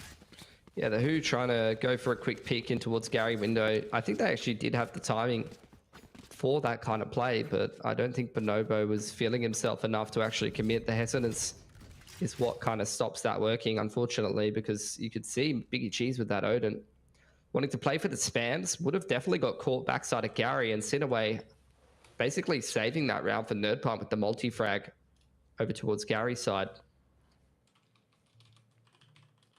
Attack from Nerd Punt, actually, heading into this next round. Recognizing that after cleaning up that round quite nicely, this is a big swing round for both teams. Bit of money spent for Nerd Punt. Their economy starting to dwindle at the same time. Same can be said for the who have spent a fair bit of cash investing in this gun round. At 8-7, this is really going to tell you who's going to start to kind of get on top in this game of Haven.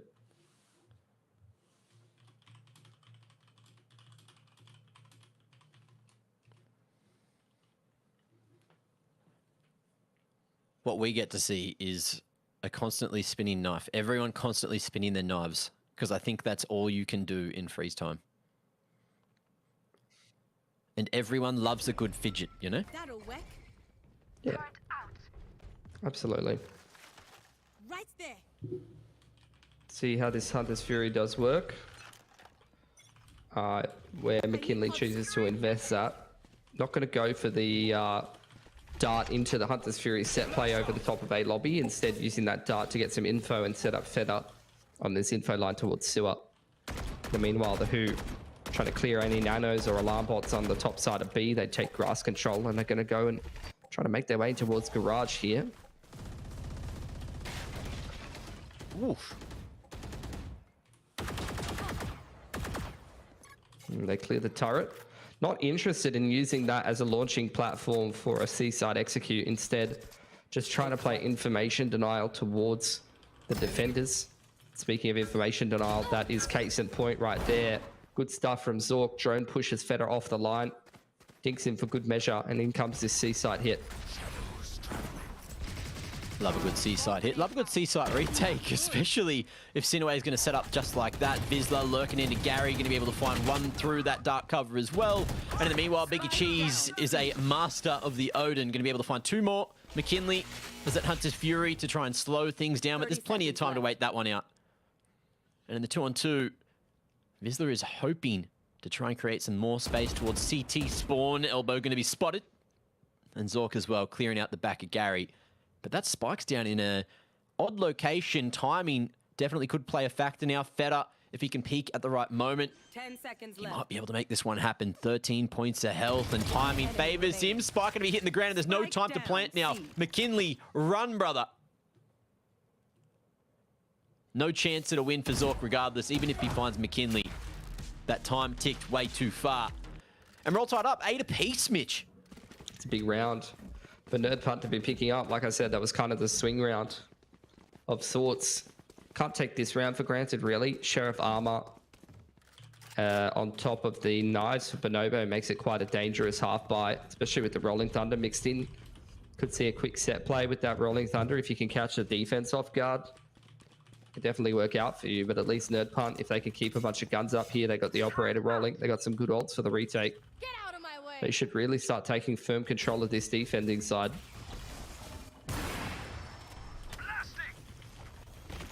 Missed opportunity with the op there, and space almost created. Bonobo just couldn't find a lineup, couldn't find a head to tap. And Feder happy to keep on locking down this re-aggression back towards lobby on a nasty line, and the op looks damn good. Headshots look even better. And that's going to be a 2-man advantage for Nerd Punt. They're happy to play passive now. Playing around the fact that the lackluster weaponry from the Who not going to be able to have very much punching power Get the dark cover thrown over to Gloom over on that A side to allow him to cross. In comes this drone, spots out the contact in Gary. The Who trying to meet up with Gloom here. It is an open A site given by Nerd Punt, not really wanted to give up extra picks. Just looking to safeguard their economy. Oh, it's a hell of a shot from Gloom.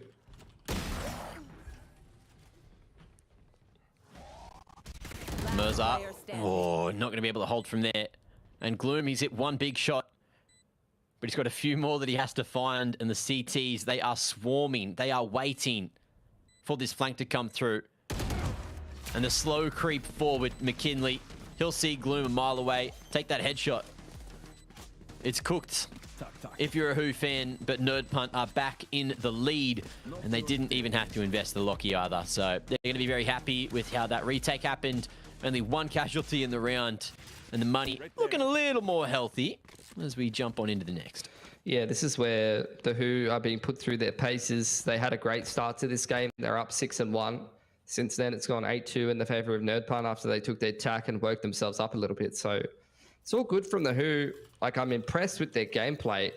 They've had a great start to Haven here, but now that they are being pressured by Nerd Punt, and with the pistols having gone by the wayside that they've been able to pick up, you really have to ask, what do they have left in the tank?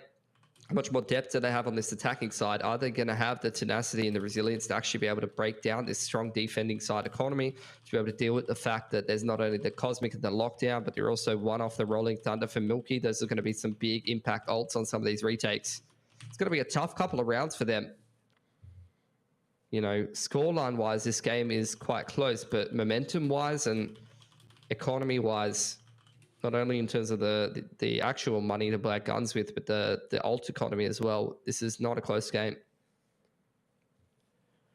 Look, I know a bunch of individuals in multicolored lighting that are probably thoroughly enjoying this, though. I think they might have been feeling a little bit nervous after how those first 7 rounds went. Probably.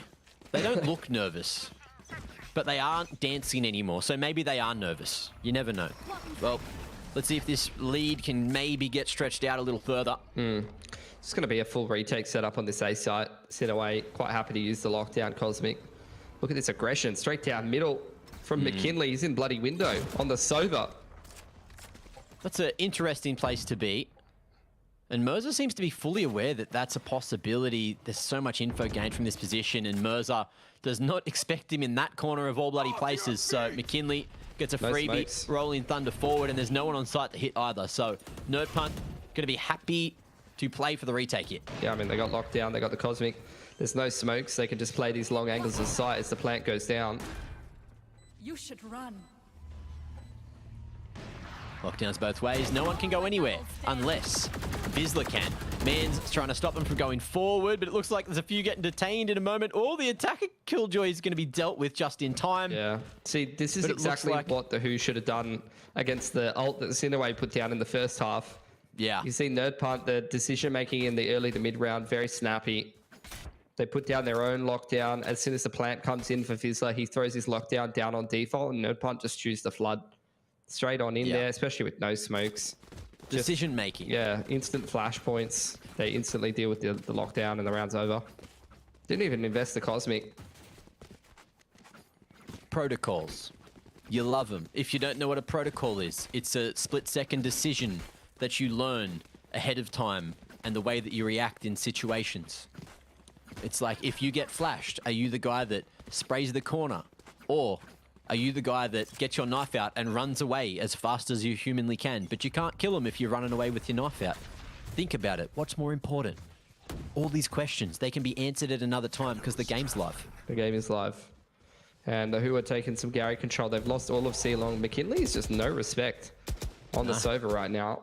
Just pushing dry as hell. But this is the McKinley we love.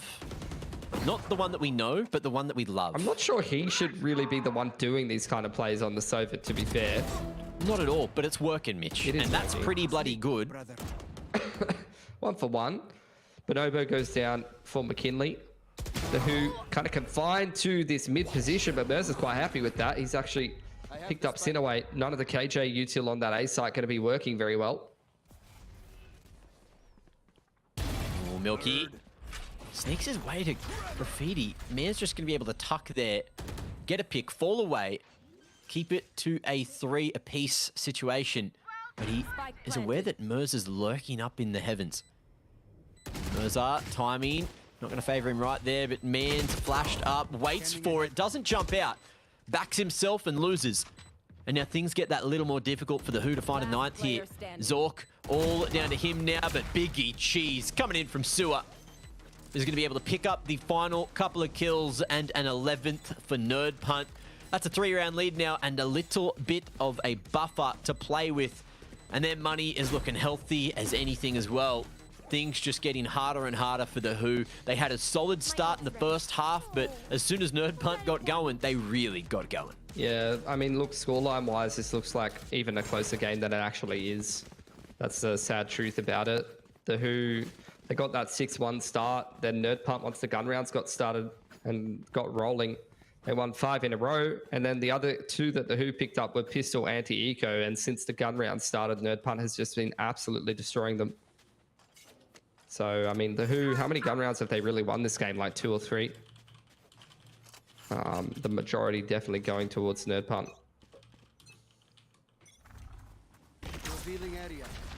Recon bolt. Going both ways. One gets destroyed, one gets a bunch of information. But the Who, regardless, not fully respecting it. Just starting to get a little aggressive.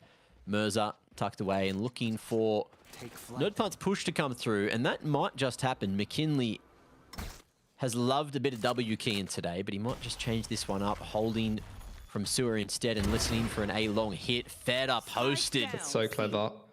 The way that Biggie Cheese and Feta played that to play around the drone. The fact that the drone is forced out earlier because of how McKinley's been aggressing so far. Biggie in the corner. Almost could have doubled up there. Oof. And in the meanwhile, McKinley's going to keep on pushing, even with the numbers advantage, and that's opened up the A site completely for the Who to take, and that's exactly what they're going to do. Yeah, given A site for free. Smokes are there. 3-man aggression straight through the flank from Nerd Punt with the Killjoy dead on the attacker's side. They're not going to have any warning, any inkling that this is going to be a big flank play from the defense outside of the fact that no one's taking contact on towards defense spawn. Keep an eye on Bonobo's movements here. As soon as this flank contact is made, he could really dive into CT here and play the post plant from there. There's Art peeking close on the corner, but Sinaway just not quite ready for the swing. And the numbers now favoring the Who, but can they make it happen? Oh, man, can't see a thing. Feta gets a second with the knives and the aftershock to close. A beautiful, beautiful scene for everyone in the Nerd Punt camp as a 12th is found. But what a round from Feta. Yeah, massive. It was really the util from Milky that sets him up for success as well. Fault line straight down short, aftershock into the corner and flash to be able to set him up there. Nerd Punt, I mean, like I said, the gun rounds have just not been close. Kind of been destroying this game. Hunter's Fury's there for Zork, and not a whole lot of ults on offer apart from that. Looking like the Who going to try to head towards this C site from the last chance saloon. Biggie Cheese has probably a star there, and Nerd Punt. I mean, Sinaway's going to try and hold this down with the util on the Senti. Bonobo just going straight on in the Cloudburst, keeping him safe for the moment. And that Hunter's Fury just trying to zone them away. But a last-ditch effort from the Who looks damn good right now. Sinaway going to be able to lock down this garage control, but the paranoia looked damn good. Sinaway baits Vizsla into his vision. So he'll live for the moment, but in the meanwhile, more numbers fall for Nerd Punt. If they can close this from a man disadvantage, call me Sally.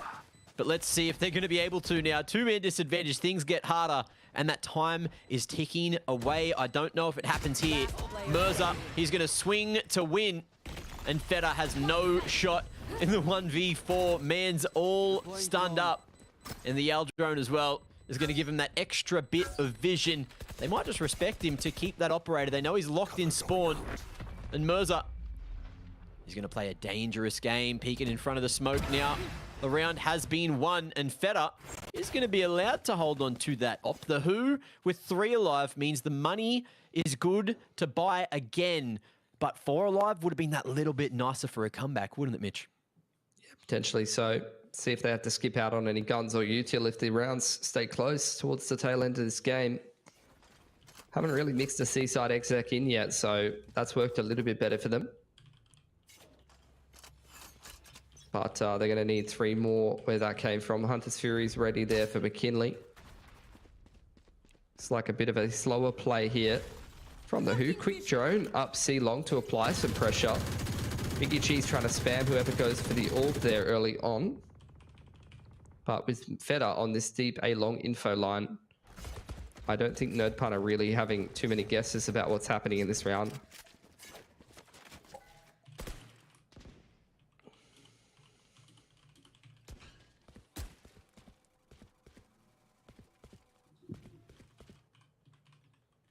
Oh. Feta, he's going back for more. Can't stop this man right now. But he's not able to connect. And the Who, the confidence almost rewarded. Milky going to be able to find 2 there as McKinley, another through the wall. And lines that one up to tag up Mercer as well. That's information. And they know that Zork is here somewhere as well. Man used all that early util. Feta locking down long. And going to be able to stop any kind of plant. He might even know that that spike's hit the deck. But Zork's now maybe got a time in. Oh, the knife's been pulled out. Feta, it's awkward. He'll live. Zork will as well. He's looked the wrong way. But things 100% favoring Nerd Punt. You've got Mercer as well with the From the Shadows. They have the opportunity to pick that spike back up, but he's taken a little bit too long on that one. And unfortunately, it's Zork in a 1v3. Oh, had a crack, had a shot. But he'll only get a consolation kill in the end. 13-9, going to be the final scoreline on map number 1 of the series here, Haven. Oh, Nerd Punt. Keeping it interesting, to say the least. Yeah, I think they look like the much more solid game on that team on that game at Haven, though, has to be said.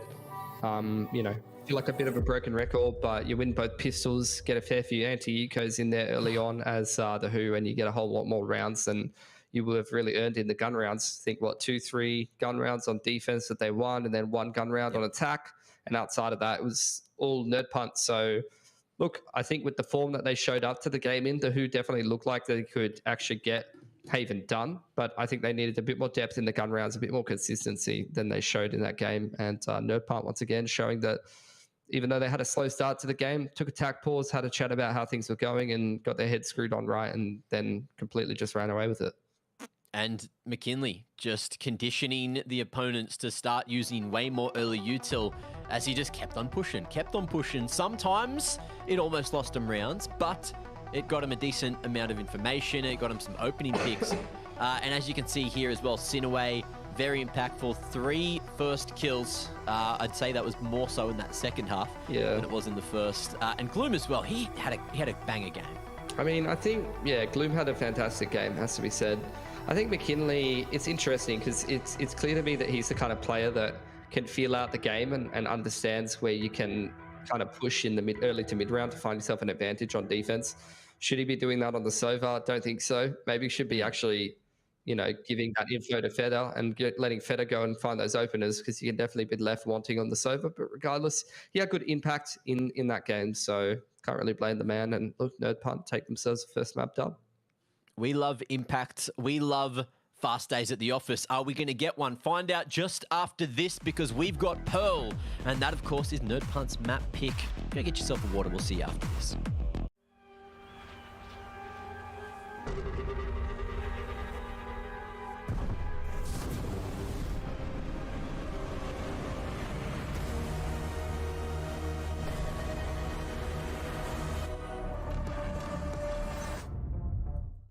Introducing the new and improved LetsPlay.Live. New look, new feel, new tournaments. Play and compete in dozens of esports tournaments from Open Division to Pro. Check out our new platform at LetsPlay.Live.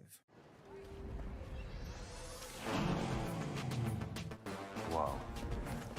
Attention passengers, this is final call to flight. Wait, is Is that a phone? Look at the performance, the graphics. That thing's a gaming machine. A new challenger. Is that Faker? That man's a gaming legend. Everyone, fasten your seatbelts. And here we go!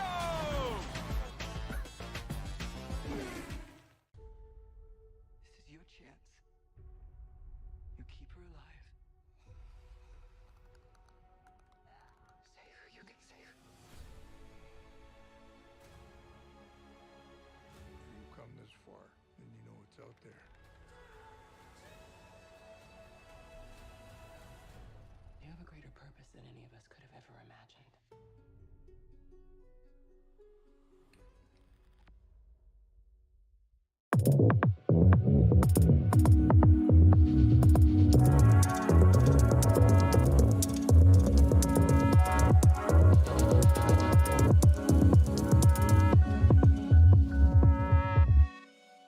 Introducing the new and improved LetsPlay.Live. New look, new feel, new tournaments. Play and compete in dozens of esports tournaments from Open Division to Pro. Check out our new platform at LetsPlay.Live.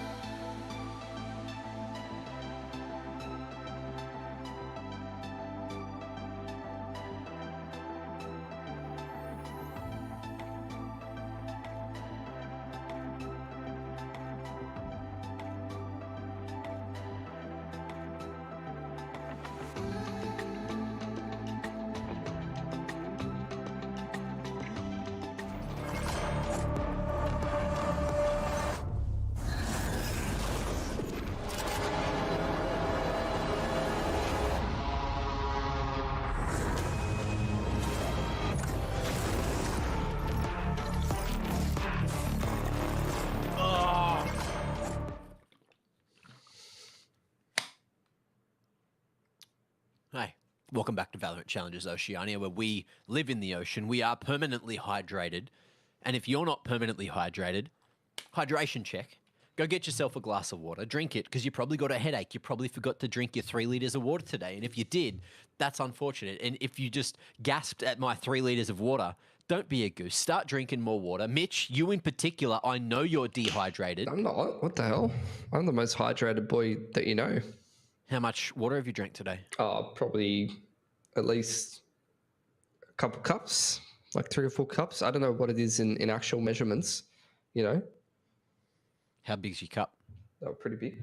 It's got to cover the logo. I don't want to because compare. otherwise I'll get in trouble. But it's like it's as big as my head.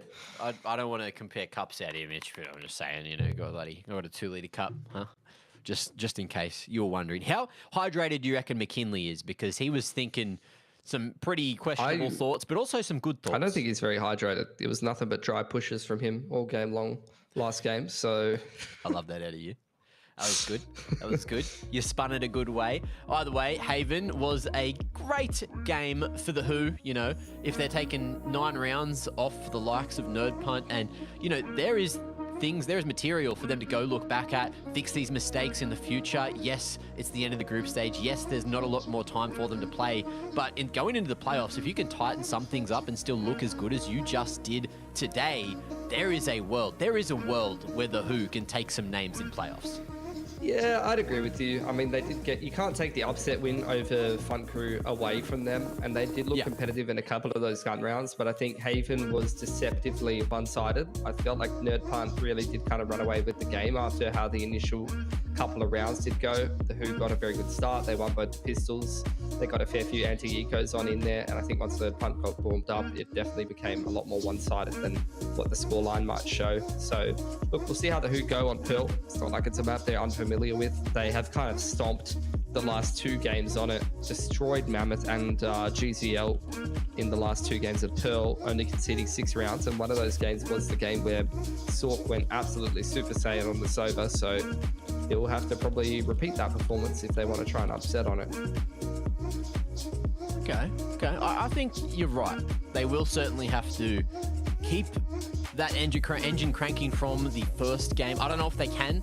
You know, a loss like that can definitely hurt us. And going into a map like Pearl, where we've seen the Who play a few times, we know just how solid Nerd Punt is on that map, then maybe they've missed their opportunity and, you know, that ship has sailed. But they've still impressed me. If they haven't impressed anyone else, they bloody impressed me, Mitch. And my impression of them is good. Is very good. And they deserve a W soon. Maybe not against Nerd Punt, who have been playing out of their minds all season, but they've turned my head. They've probably turned some more individuals' heads. I saw you look left before, Mitch. You definitely turned your head. I was looking at the stats from this tournament. You know, Sinaway got himself an MVP, so I was like, oh yeah, how's he going this tournament? He's going okay. I think he's got good clutch. He's got good headshot percentage this tournament, but outside of that, just playing decent, you know, just having a decent day at the office this tournament. A decent day at the office is better than a bad day at the office, you know. It could be 13-1s. It could be 13-3s. It could look really bad. But it has been a good day at the office, I think. Maybe not a great day. Maybe not the perfect day. But you got paid. You know, you're jumping up the table. If you're making it into playoffs, you're making more money than getting knocked out of playoffs. And that's where the Who is right now. Recap quickly of the veto, of course. We got Pearl as the second map, and Nerd Punt get to start on the defense. So it looks like it is going to be the Who to try to set the pace. But I guess we'll see. Pearl, it's a scary one when you're playing up against Nerd Punt. We've seen them play week on week. Yes, there's going to be a lot of source material if the Who is doing a decent amount of prep going into these games. And, you know, some of the individuals have mentioned that they are. So maybe there's a world where there's an upset today and we go to fracture. But I just don't see it happening because Nerd Punt, they are bloody sharp, Mitch. They are. I think this first half going to tell us a lot about this game at Pearl as we see some heat maps. A lot of play on either one of the sites, obviously, which indicates that we're getting ourselves into a lot of post plants, fair few fights in towards double doors outside. So expect a lot of duels in the middle of the map, contesting that map control. A little bit of action on A main, but not too much, and a lot of side exits and post plants, which is what we're expecting from Pearl. I think both of these teams, like I said, this opening half is going to be the most important one. The Who's actually doing a little bit better on the defense of this map, whereas Nerd Punt, as you'd expect, have got a bit better of an attack side win rate. 70% ain't bad, man. 70% of your attack rounds you're winning. That's pretty good if you ask me. Well, for ages, I thought, this map was crazy attacker side. And then with the meta changes, with the comp changes, it's only gotten even more attacker-sided. Look, you're playing for post plants so often, and then sometimes you're just playing a bloody fight, playing a brawl with all those walls, just denying vision on a map that has some very crazy open sight lines, and that's exactly why you're seeing Habe Harbour chiming into the comp. Let's see if Nerd Punt change things up. Nope, they're going for the double walls. The Who, however, playing their own game, looking to go for the grab wells, looking to get a Cosmic online here and there. But other than that, look, Nerd Punt's comp, this seems to be the meta. This seems to be the one that works. Yeah, I think both of these teams backing themselves with the comps they've been using on this map so far. Can't blame them. They both had reasonable success on it. So we're going to be seeing a bit of a clash of styles, I guess, between these two teams. Obviously, the Who preferring that KO, preferring the Astra playstyle. The Sova is something that Zork is very, very strong on, preferring to play towards the strengths of the team rather than play the meta. Whereas obviously the Nerd Punt boys playing the meta a little bit more. They've kind of been having a bit of a duelist crisis on this map though, and I think even going further on from that, remembering last stage, I think Feder has really been changing up what agent he's playing on this map a lot. I've seen him on the Sage, then the Phoenix, then the Raze most recently, and now he's back on the Jet. So, he, I think, should be more comfortable on this agent. Going to be a bit of a brawl in mid on the pistol, though. Yeah. We'll see who finds who first. It looks like Bonobo. Ooh, going to be able to try and catch that one. But the Cascade, it has somehow saved him for a second. Milky falling eventually, but it's going to be answered. Nerd Punt able to position themselves to find some more impact, and it's going to be the fast flank as well, going all the way through Market. Mirza, he's waiting. He can see this healing coming through, so he knows there's going to be two full health individuals fast on the flank, and he's got Zork right behind him, who's going to try to peek off the contact. Mirza trying to find the perfect moment to drop that util, buy this extra time. And it's Gloom who's low at back hauls. Mirza falling eventually, and Zork is running for dear life. Soon away, he's going to be dealt with, and we're still back to this 2v2, and time has ticked so far. Zork playing from the pillar, ain't going to live for too long. Gloom, he's repositioned. He's on the other side of Jenny now, and they'll never expect him here, or will they? Time, it's a factor, and he's picked his fight, unfortunately, at the wrong moment. Feder, he got off it, but McKinley to close. The cover too good, and Nerd Punt take the pistol. I think tipping point of that round was definitely Mirza on the Astra. Had a good read on the double flank. Definitely could have found a pick on those players scaling in on the flank, and especially that star put down, trying to catch them, coming out long with a grab well. If he throws down the Nebula there, that's going to give a lot more comfortability over to Zork to play up close behind the smoke, and then they could have played the two-man crossfire a bit better. It's one of those woulda, shoulda, coulda kind of situations. Sometimes a grab well just wins the round on the spot. So, look, in that situation, unfortunately, not making the right call. Isla on a bit of a farming mission, looking to try his hand at some agriculture here. In fact, I think it'll be Gloom trying to farm up that quick KO ult, and a lot of Sheriffs invested here from the Who, trying to do some economic damage. Farming magics. I've been chopping those for weeks. But as you can see, Bonobo, he's looking for some art control. And that L drone reveals the position. High tide as well, just to buy some extra time on the push. And Sinaway going to be doing it all himself at 8. Won't drop that spike though. And in the meanwhile, it's just going to be a dangerous dance that's going to be played by Nerd Punt. And they're going to re-aggress into a main. They know they've dealt with Vizsla, so they can just walk straight past that turret. And that's all the info that they need. But are they expecting the re-aggression? Gloom walking back with his knife out, back to main. Never expecting McKinley so far forward. And that might just be the round that they found with the spike hitting the ground. Zork able to find one on the Milky. But with 30 seconds, they have to provide a spike retrieval service, then still get to a site, and then still arrive on time. And I don't think that's happening when Fedder's here, and Fedder's just better. Juggle a Spectre back to Biggie Cheese, I believe it was as well. Trying to min-max the economy here. Fedder, one off of his Blade Storm. Maybe he might look for an orb somewhere, maybe some aim-A control. Try and get him that orb in the bonus here as he juggles the Vandal over to one of his teammates. So what the Who's going to go for first gun round here, pretty heavily stacked up towards this B side of the map, means that they probably will concede the knives early on to Fedder, set up by McKinley. Yeah. And we'll probably end up in a retake scenario pretty early on here. Guiding light around the corner. Finds space, finds the ult orb, and finds the old blades online. Biggie Cheese going to be playing from the back halls. And is going to reveal his position, breaking that dart. Orb going to try and buy some extra space for him to play around. Nano Swarm stops him from peeking left side. Whoa. And the Cascade as well allows the flood. And this is where Nerd Punt flourish. Going forward, better, missed opportunity, but there's numbers swinging. And Mirza in between a rock and a hard place, a cove and a wall rather, as Fedder comes through with another on the Ghost, and Gloom a little bit too far away to find any impact. And there's eyes on his position as well. A nice, cheeky mid-round retake from Nerd Punt, not allowing the spike to go down. Yeah, I think we saw Gloom doing this on Haven as well, lurking on the initiator role. Not necessarily a fan of that. You have so much important utility that you can offer to your team on the Breach, on the KO. Here. And, you know, especially having a KJ, having an Astra, these are the kind of agents that you'd love to see on the wing. They can have a little bit more impact in the pack, outside of the pack rather, whereas the KO inside of the pack, you know, is that pseudo entry player, can provide that supportive utility on the XX. So I think particularly in that case, definitely could have used that util over towards that B-side exit. Either way though, Nerd Punt winning their bonus. Like I said, picking up the knives, and Fedder just goes nuclear like usual. 7-0 for him. And pretty Nerd Punt damn off good to start. The best start, yeah. Best start possible, really. Ooh, Cascade used just to slow down the push. Fedder. He's having one tap. one of these games, Mac. All that's necessary. You love to see when the Bash brothers show up.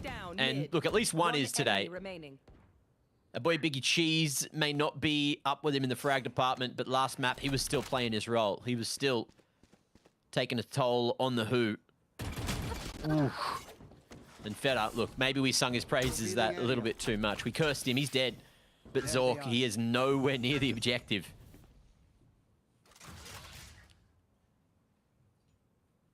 Try and do some economic damage is all he can really do in a situation like this. Light armor. One kill, or whether he dies, will give him access to the Hunter's Fury heading into the next round. So that's something to be happy about. It's kind of where the good news ends, though, unfortunately.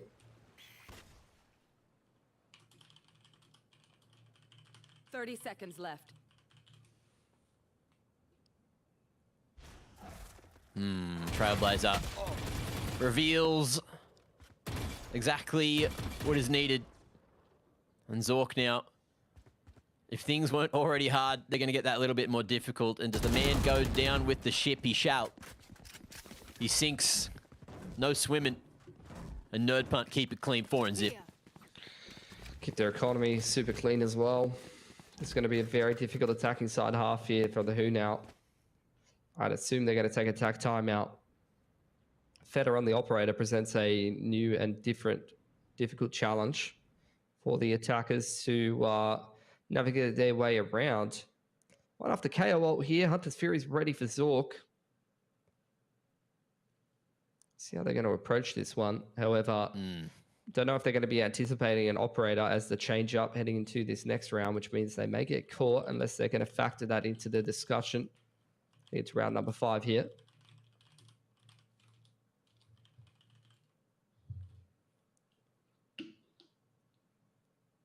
What are they talking about? What's the word from the Who right now? What is Gloom saying? Do you think Gloom's saying, Mac gave me his pool day today? He gave it to everyone on Twitter. If you guys want for free, like Mac for free. you can go onto Gloom's Twitter and then my Twitter or someone's Twitter and figure out exactly how to grow your back. What's your Twitter, over Matt? many years. It doesn't happen instantly. I'm not selling magic here. Just got to eat big, get big, lift big, you know? The 3 Bs. Yep. Mitch is getting there. I actually am not getting there. I have been. Yes, you are. I've been sick for like 3 weeks, and I have not been to the gym at all. Stop doubting yourself. I'm the one, when I see you, I notice, okay? Trust me. Don't trust yourself. Never trust Never yourself. trust yourself, yeah. Trust Mac. Trust in Mac, the only constant in this world. Feder takes A main control. McKinley gets Seekers online off the back of that A main orb. The Who trying to wrestle some control of Art. The wall goes down, and so does the turret. But the Who, where to from here? They've lost the A main extremity. Deep info line from Feder on the operator. I don't know if they're going to be able to push him off that. So with the Seekers coming out here, the defense looking for a read in the mid round. Oh, Gloomy boy. Is he going to suffer the timing? McKinley, the man loves a timing push. And with this wall up, he has so much presence. Oh, no smokes. I think this kind of push is much better on the Sky than the Sova, though. Man knows, man's timed it. And, Feder as well. He's got an even better timing. Couldn't get the shorty out in time to get more damage done. And Sinaway's going to be stuck towards the back of sight now. These nanos are just going to provide so much coverage to dance on both sides of the site. He'll fall eventually, but that time it's running out. Quick flick from Zork to get that 3rd kill, but it's not enough for a round. And Nerd Punt keep it clean. 5-0. Yeah, they lose the ult, but at the end of the day, they're going to force the Who back on another half buy and have another chance to build up their cash, which is still sitting outside of buying an op, 4+ K across the board. Absolutely flying through this defensive side of Pearl, and this is just not a close game at all. Yeah. Continuing on from, you know, what we saw on Haven. You know, to be blunt about it, Mac, to be brutal about it, since the 6-1 start from the Who, what have we had? We've had like 3 rounds go the way of the Who. 2 of those being the pistol round of Haven and an anti-eco. Since Nerd Punt switched on in this series, this has just not been close at all. Yeah. It's definitely been a diffy in the stiffy. I haven't heard that one before, Mac. It's like means shoot. Yeah. You just shorten shoot and add iffy on the end of it. So you get stiffy. Either way, null command going to be torn on in. Feder doesn't need to see his prey to strike. And Nerd Punt are just tearing him a new one. Ultimate's invested, but for why, I ask? Just to die. Just to Seems to cry. be the case. Mirza not going to die, not looking at his opponent this time. He'll have a chance this round to fight, but he's only got that sheriff. Oh, hello, only a sheriff, I say. And he pulls that out of nowhere too. With 3 more to get past. Ace on the cards, and with shots like that, I'm not writing him off now. Cozzy online, but surely he doesn't invest it. High tide in the way, Trailblazer. Allowing them to know exactly where he is. Guiding light as well. The plethora of util getting staggered towards him. And 3 men face in that nebula. Man is writing his death wish. McKinley closes, but, well, he took 2 with him. 2 classic shots with the sheriff. But it's not around, Mitch. No, it's not. That's what the Who needs. More than 1 as well. Many, many rounds at this point. And Zork is, you know, he's having another one of those games, but nobody else is playing the game at the moment for the Who, unfortunately. Yeah. Unfortunately is a great way to put it. Now, into the 7th, let's see if the Who, with guns, can make this look better. Oh, knives as well. Bonobo had his moments in the previous map, just going straight through the high tide, just trying to deal with all this util. He'll get past the majority of it. And with the Cozzy as well, denying that sound cue, they don't seem to be aware how far he'd progressed. But in the meanwhile, they're going to run away instead, respecting the Lockie. And there you have it. Everyone forced off site, and all that util was for what? Oh, could be for a side take. They're going to push hard here. What? Milky caught completely off guard. Man was not ready. Sinaway over towards the back of sight. Flying Bonobo not going to be able to connect those knives. So Sinaway still alive. Wraps back towards the window. He'll be spotted by Mirza offline, but the swing's too much better. And in the 3-on-4, there still might be a shot now. Zork shooting heads. Tapping away at Feta. No flank now. And it's just the one-pronged approach looking to make their way in from Flowers. Standing ahead. Recon bolt across the top to gain that vision, gain that info. Sinaway dodges it. Masterfully maneuvering his way around the site. Sinaway needs to do it all himself, but Bonobo strikes true with the Vandal in hand, and that is going to be the Who finally getting on the board on the attack.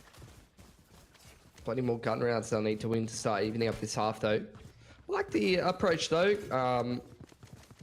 Cosmic across the left side. Good little mix of util, including the dart over towards dugout. Helps them clear that part of the map out. And then after the fact that the lockdown comes in, due to the fact that Cosmic was used straight away, they had the follow-up stars on the Astra to be able to smoke off the left side of the site, resecure. But I like the mid-round calling the audible before they plant or in towards the early part of that post-plant, just going and taking the fight towards outside, catching Milky off guard is really the turning point in that round for the Who. Yeah. Tech timeout now from Nerd Punt, and they'll have a chat about what happened in that one gun round, not really wanting to concede anymore.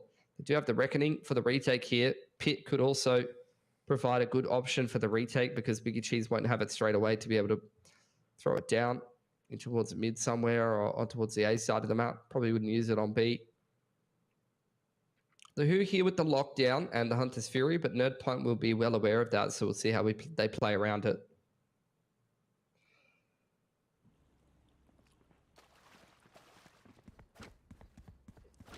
Lots of vocal individuals through that tack for Nerd Punt, as you could see in the player cams. And how much space can Milky find with this Reckoning? Are they going to set up for the retake? Are they going to go for a bit of a mid-round aggression, which has been working? But it's over towards B long that they go instead. Feta gets a world of info, and it's going to be the A site hit. Bonobo, man's going real far forward. Man's working, but he won't be able to lock down any control. Milky ready with all that util to play around. And the Reckoning just fends away the Who until they invest their own lockdown now. Milky going to be stuck over towards that church side, not going to be able to get out. Fighting. And McKinley as well. Oh, playing a dangerous game. Almost cost him his life. But there's still space for the Who to get this plant down now.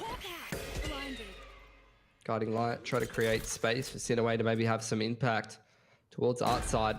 Plant going down on default. Oh, timing. Looks like this retake coming in from Flowers might just work out. Sinaway falling, Vizsla able to go for the trade, and ooh, Vizsla, he's looking sharp right now. Zork in the open. I thought he was blind, so did McKinley, but Zork hits right on back. Him and Vizsla team on up to get a second for the Who. And look, it's better late than never, but can they keep these wheels turning? They got it. Only one direction they can go at this point. But look, they're starting to get on a roll here.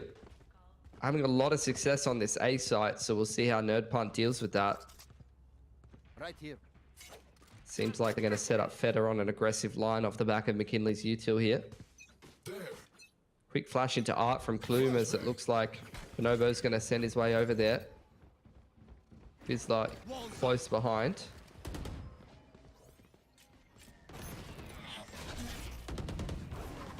Ooh, going through.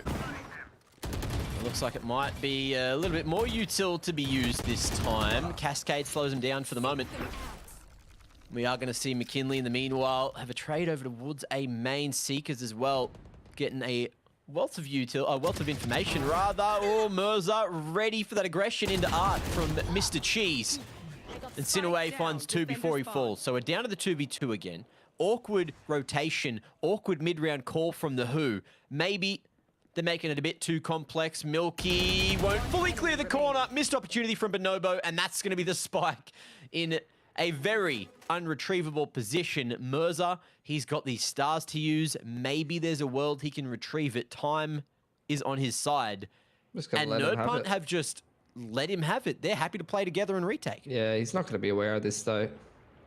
Like, he's going to spend a fair bit of time actually picking this up. I'm surprised he hasn't thrown down a star there. The dry peek into spawn is extremely loose. I'm not going to lie. He's read it. Has he heard something? Nah.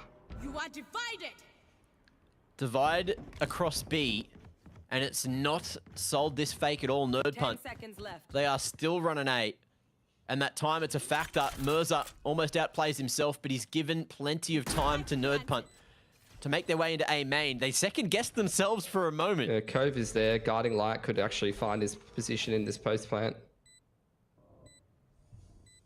Depends on where it goes, but they know with where it's planted and how quickly they got here that they're probably making all the right decisions, tapping, waiting, and hoping that Mirza reveals his hand.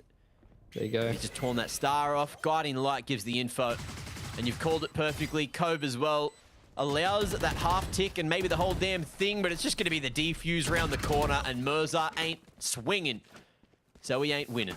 7-2, Nerd Punt take another. Yeah, good use of the util, just cleaning up that post plant. At least the Who have kept their economy strong enough to be able to invest in this round, but this is where they're scraping the bottoms of the bank accounts, so Nerd Punt pick up another gun round. This is going to be extremely one-sided half. The Who with no room for error here, really.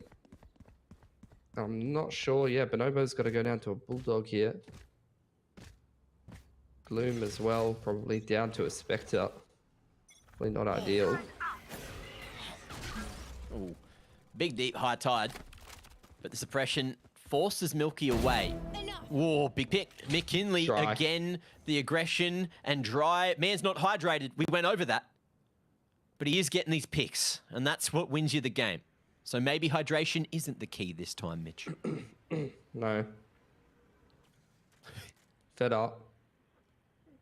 A cheese that is known to be dry and crumbly. Imagine if they were connected. Either way, it doesn't. But it will do its job. Baits that shot out from Feta.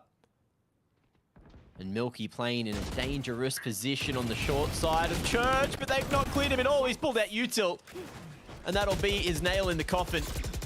4v2 now, and Gloom is looking for more. Good flash allows him to find one more. And maybe get the Who back into the round. Yeah, 2 on 3. They know where both of these last two attackers were. McKinley with a Guiding Light still to play with, caught off guard, and nice dash from Bonobo, keeps himself alive. He is so low though. Just dancing around these bullets and just drawing as much attention as possible. They don't know where Gloom is, who shifted his whole way to A. And Bonobo, he might have to give his life for the cause here. One up draft on him. Oh, okay, 0 point. It's online to get the info. There's a lockdown for the 1v2. Has never looked scarier, Mac. And Sinaway. He's got a turret, but it ain't up. And one more bullet will do it.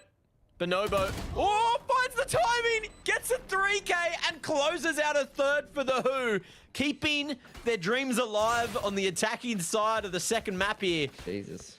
But I still don't know if that's enough. The man has confidence, Mitch, to peak like that. Yeah, he does. He's got the aim to back it as well. Money's super shaky for the Who here. At least they got knives to cycle in, which might make a future buy look a little bit better. And Nerd Punt with just enough cash to be able to reinvest into this next round, but they're a little bit light on the util. No second Guiding Light or Trailblazer on McKinley. Reckoning, Lockdown, and Pit to try and get it done here. Quick push into Link off the back of Gloom's KO ult. Pop straight away. You can see Nerd Punt go and take mid off the back of that, or on a quick rotation over from this 8th site. Oh, quick flank. Ain't gonna work. Zork too sharp right now. Spike down B. That clutch coming through from Bonobo. Definitely getting the fires cranking in the bellies of the beast of the Who. Off the back of that plant. He can deny the lockdown. Okay. And it comes. The connection. No more Locky. And that retake gets ever so much harder. Milky still going to be dropping the Cascade to deny that vision, and he's got the Reckoning to create a bunch of space as well, but the Nano's in the way, and the man can't find him. He's almost fallen straight to all the nade damage. Bonobo as well, just spamming away. And in the meanwhile, it's Sinaway to find one on the Mirza. 3v3 now, and the taps keep coming. The defuse is wrangling. And Nerd Punt, they are going the whole damn way. The Who don't peek, and they lose the round for it. Oh, unbelievable. 4K from Sinaway inside the pit. Massive play. Zork almost locks that round down. A 2K on both of those players peeking top link side, and the plant gives him the Hunter's Fury to counter the lockdown. Unfortunately, Sinaway and the pit for Biggie Cheese is just a little bit too good there from Nerd Punt. Yeah, that was just too much going on. So much going on right there. And then, interesting to say the least. But they just never heard that next tick. They didn't think it would be the full stick for 8 seconds or so. Oh, last round here, and McKinley skipped full armor. Not ideal. Here's the buy. Knives out for Bonobo. Handful of guns out for the Who. They're going to have to get a lot done with a little. Oh, Bonobo just trying to go right up over the top of the Cascade. A little too tall for him to deal with. He's still going to be able to get the refresh on the knives now. And Vizsla still tucked away on the short side of a main, but in the meanwhile, that spike is retrieved, and it looks like the regroup's going to be the call. Feta going to be caught in the open, but he's just better. Landing, finding himself that wallbang, and Bonobo, look, he looked sharp before. He clutched a big round, but he's got 80 health, a Bulldog, and 4 players all standing on the site that he's going to. So I don't know if it's going to be enough, and now Nerd Punt know that he's here as well. The Guiding Light, broken ability, great ability to use. One found, but the trade is instant. And 9-3 is going to be the score at the half. Yeah, really clean half of Valorant here for Nerd Punt, showing their class on their map pick. And moving on to the attacking side. This is their favored side of the two. This is where they get the majority of their work done. They've got like a 70% win rate on attack. So you'd be backing them to close this game out. Just going to put the Who in a lower seed position, but still they've already done their work to get through into playoffs. I think this is just going to be one of those games where they learn some hard lessons. Better to learn it at the end of the group stage, though, than in a playoffs game. Bot coming back. Get pounded now. Fix it all later. You know, that's the old saying, isn't it, Mitch? Oh, I heard that. Dad used to say that to me. And no, in case you're wondering, that's not weird. Anyway, Nerd Punt heading their way through B. Cascade to deny the info and deny the angle to Bonobo. I love a bit of clarification on questionable sentences. Gloom going to be able to get a decent amount of suppression off onto Nerd Punt. They already know that they're there. They've gone loud. And the high tide in the way is going to allow the creep to the back of sight now. Gloom going to keep on fighting. That ghost looks damn good with the pop flash. And he wants some more as well. Quick flicks, quick shots. Sinaway at range. He'll fall. And Gloom, he's on for the clip. He's on for the bloody round. The Who might have bought themselves enough time. McKinley and Biggie Cheese are still looking to fight here. That Cove will fall. And Gloom won't find any more. It's Vizsla and Zork to steal him away. But it's a round nonetheless. And a great way to start that second half to make a comeback happen. Yeah, step one of many. A pretty good series here, Gloom, has to be said. Couple good multi-frags from that man. Sinaway, the MVP of the first map, also putting in numbers on Pearl here. So he's having a great day at the office for himself. A little bit of investment here from Nerd Punt. Yeah. Couple of, you know, sheriffs and whatnot. Cascade going to give some A-man control in tandem with the good old guiding light, and McKinley going to grab himself the orb, making him 3 off of his seekers.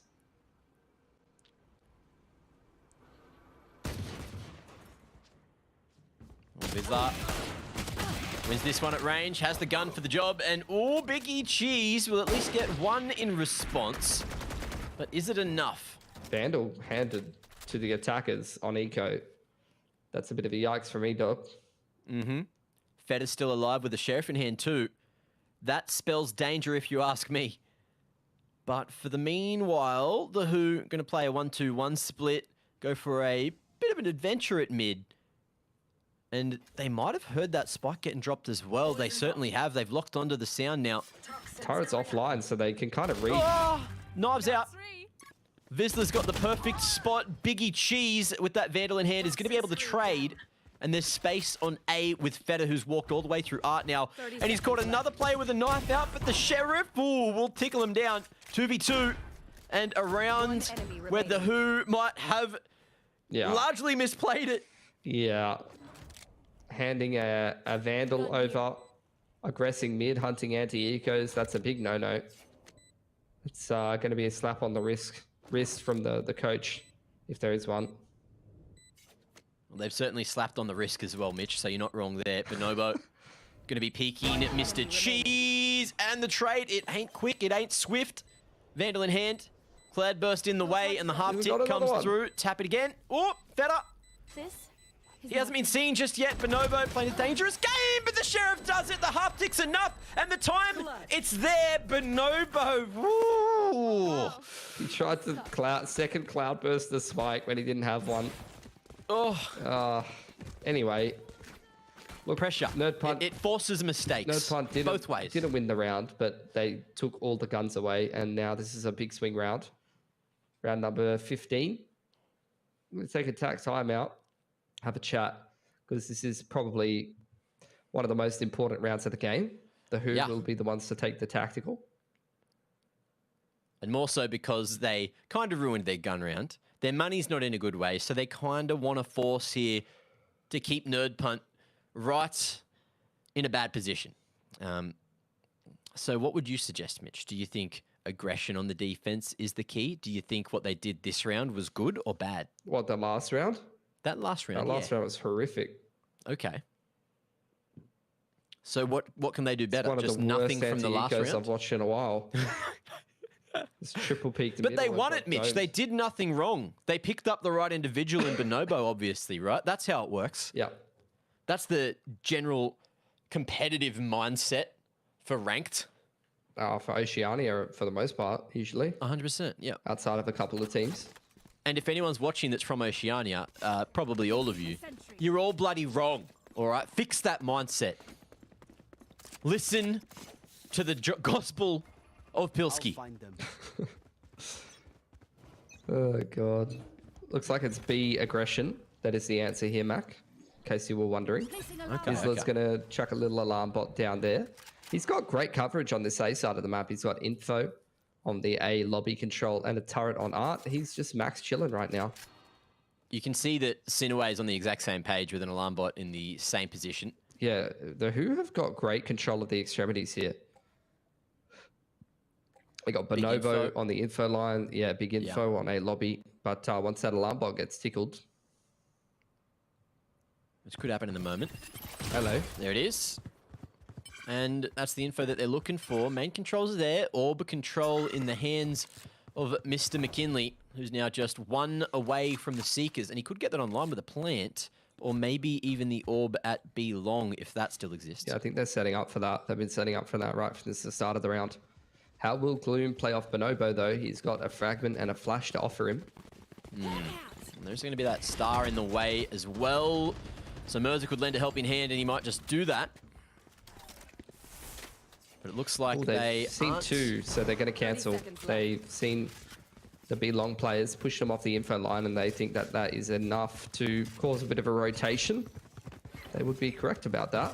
Guiding light into A main, making sure they're not losing too much. But look at this rotation here. The Who already on their way towards this A site.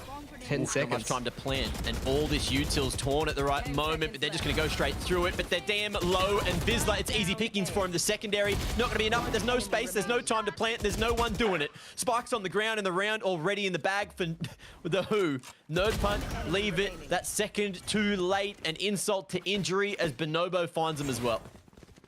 Yeah, too much indecision in the calling there for Nerd Punt. Quite honestly, which is not usually something you see from them. And the Who able to punish them for those mistakes. Good anchoring from Vizsla on the Killjoy, has to be said. Dismantles that round himself with just some basic positioning and util. Which against a Nerd Punt team that is misplaying calling-wise is good enough to get it done. Feta, where will he fashion himself some knives? Be long, it seems.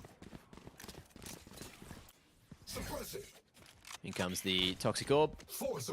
And in comes 4 suppressed Nerd Punt members. So the Who have a big read.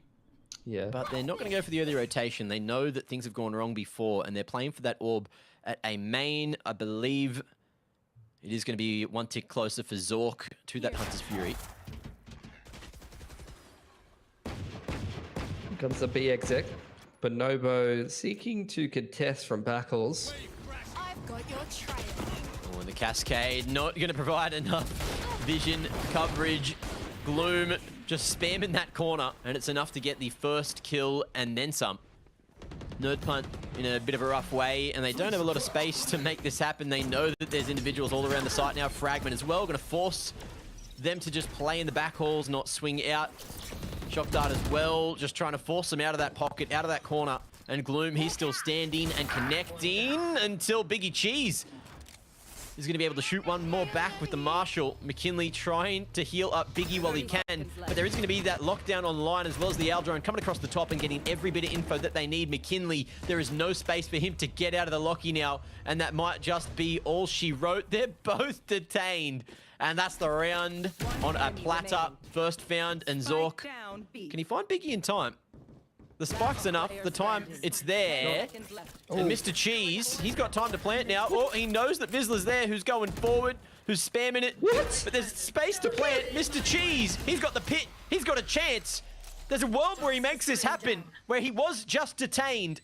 And that fuel integrity is going down, but he's made some noise now. Vizslar spots it, Mr. Cheese. Put him on a platter. That was tasty. Oh, put him on an anti-pasto. You don't need the other 2 cheeses. That's all you need. You just need a biggie cheese. He is satisfying enough on his own. Unreal. Mitch, let me ask you a question. What's your favorite type of cheese? Probably like aged cheddar.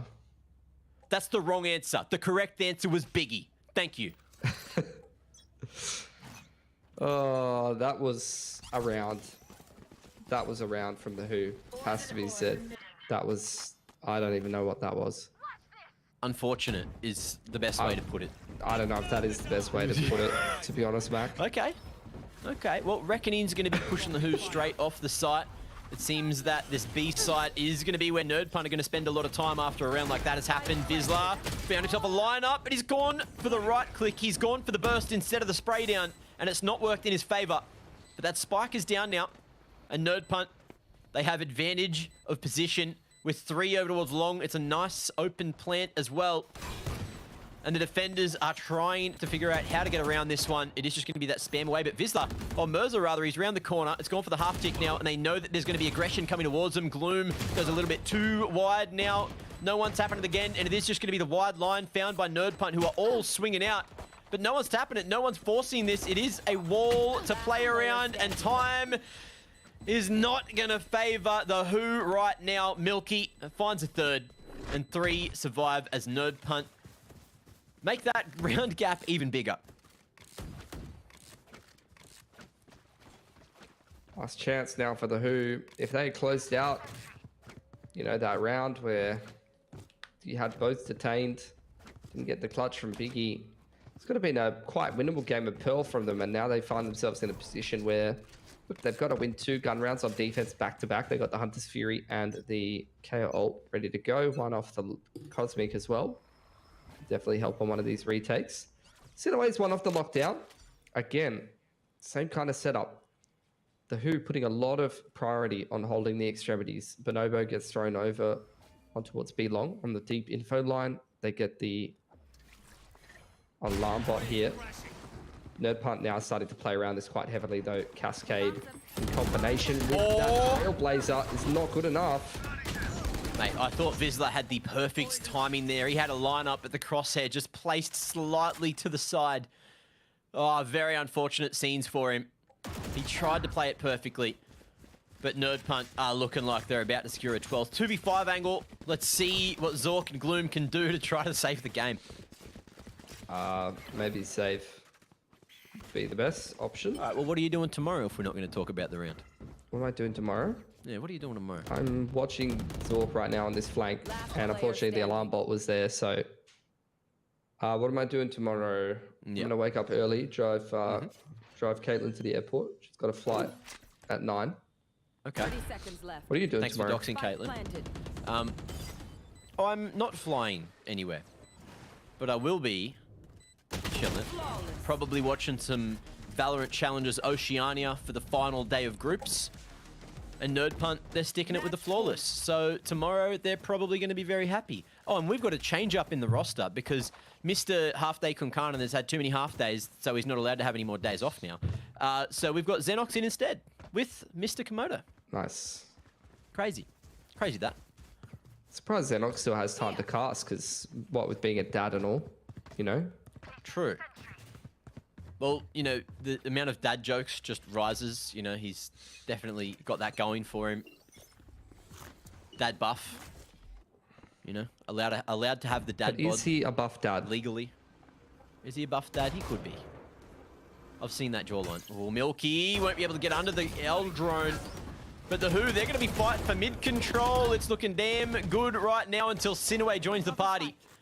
Back to He's B. got another lockdown online, so we'll see if they can create this space to lock out the final round. But the Who, they're definitely in with a shot here in the 3v3. Big E's got pole position in Link though, and he's got the toxic screen up across the B site, going to create enough space to allow the boys to get in there. Surprised to see a pretty safe plant there from Sinaway, but with the lockdown and the nanos, mid-round aggression, not going well for Big E. Biggie Cheese not going to be able to be alive for the clutch factor. Feta finds another, and Mirza is dealt with at mid instead. This lockdown is down behind the pillar to keep them away from the spike. So real safe. Sinaway didn't want to play or back himself on 20 points of health now. And Feta is just going to drop that cloud burst, but the safe plant might just work against them, and it's going to be wrangled the whole way through now. Sinaway will not peak in time. And the Who have bought themselves a lifeline, another round. They've phoned one more friend, and they only have a 50-50 left, Mitch. Thanks, Eddie. Yeah, I think the save plant, a bit of a misplay there for Nerd Punt. Not feeling comfortable enough, maybe. Maybe didn't clear out backhaul, wasn't quite sure what it was. Regardless, though, Bai comes back through from the Who. Down to a couple of sets of light armor. Mercer cannot afford all of his stars. Not ideal. Couple of big ults to be playing with, though. Revealing area. Cheeky little recon to get that early info. But Nerd Punt are done with this game. They're looking to go aggro towards B instead, clearing out main with that wall in the way. The high tide, of course. And that toxic screen as well, set up across the middle of site. McKinley with the Seekers just waiting as to when to drop these. Yeah, Gloom could deny this exec though with the KO ultimate. McKinley spotted on long. Nerd Punt, only with 3 players on B long. They've left Big Cheese towards middle, sit away and spawn. A real safe setup, right? Just not wanting to fall first. And it's got the info. It has started to draw a rotation, though. You can see Mirza moving from Con into lane instead. Oh, look at A main. Ooh, a bit of a bloodbath around the corner. That's that pick they were looking for. Seekers coming their way, and they know that McKinley won't be too far away either. Man's making some noise over towards Art side. High Tide going to try to slice the site in half now, but the Who are continuing to fight for this one. Oh, see you later, Bonobo. There goes the defenders. And it's only Mirza, Zork, and Gloom to make this happen. 3v3, anyone's game. Oh, going to be thrown down surely. McKinley finds another one here, Mac. Oh, the high tide. It's fallen. It's favored Zork, but he's not aware that there's more. And Feta's happy to hit that trigger, knowing that Gloom's making his way in. He's got that null command, but he's got no one to res him if he goes down. And he doesn't want to use it. He doesn't want to reveal his hand, but he's looked the wrong way. He's lost the 50-50. And that is going to be the second map of the bag for Nerd Punt. 13-7, 2-0 for the series. And Nerd Punt are going up towards that top of the leaderboard with that win. Only one loss throughout the whole group stage for them. Put a bow on it. I think they're going to be extremely happy with that kind of performance. Yeah, for sure. Securing themselves one of those top seeds in the groups will give them a better seed heading into playoffs. They're going to be happy about that one. think the Who playing a pretty decent series for themselves. They've definitely shown so much improvement. Last season didn't do a whole lot. Yeah. But they changed their roster quite substantially, had a couple of pickups, and I think this new roster definitely looking like a much better iteration. Probably the best performance we've seen from a Who roster since they were rolling around with Swirl and Jordation in the off-season. An Emmy? Yeah, Emmy. I like that one. Yeah, that was a sick roster. Yeah, that was a good roster. And I think this one could probably echo a top 4 performance similar to what that one did. So could be seeing Zork and Vizsla back up near the top of the scene. But at least for today, unfortunately, despite a lot of pistol wins and a lot of swing rounds going their way, not quite able to be consistent enough in the gun rounds. A couple of mistakes on Pearl as well after a bit of a slow start. I felt like the Who, they gave themselves a decent crack in this game. It was 8-9 at one point, and I think particularly that round that they threw away versus Biggie Cheese with the double lockdown was a pretty important win for Nerd Punt to kind of separate themselves in this game. So look, the Who, it's a decent day at the office, but still a lot of lessons learned from a series like this. Very important for them heading into playoffs, because definitely cannot be affording those kind of mistakes and that kind of inconsistency once you head into some of those tight games. Look, a loss with learnings is much better than a loss that you just write off and act like nothing happened. So yes, they did lose 2-0, but they did play one of the best teams in the region, so there's a lot to take away from it moving into playoffs. And the Who, I believe they're high enough up that they shouldn't get knocked out at all, because there was that 2-win gap between the tied bloody 5th They're to through 7th. no matter what, they'll be fine. Yeah. Yeah. So they're locked in. They're locked in. Where they are in the playoffs, in that bracket, who knows? I guess we'll find out once that's all done tomorrow and everything's set on the leaderboard. But here again, Sinaway doing work. 25-14 with almost 300 ACS. You got to love to see it. You got to react to it. How would you react to it? Would you go, react, Mitch? How would you react if you had 300 ACS at the end of the game? Was that you? Yep. That's that's your go-to? Pretty good.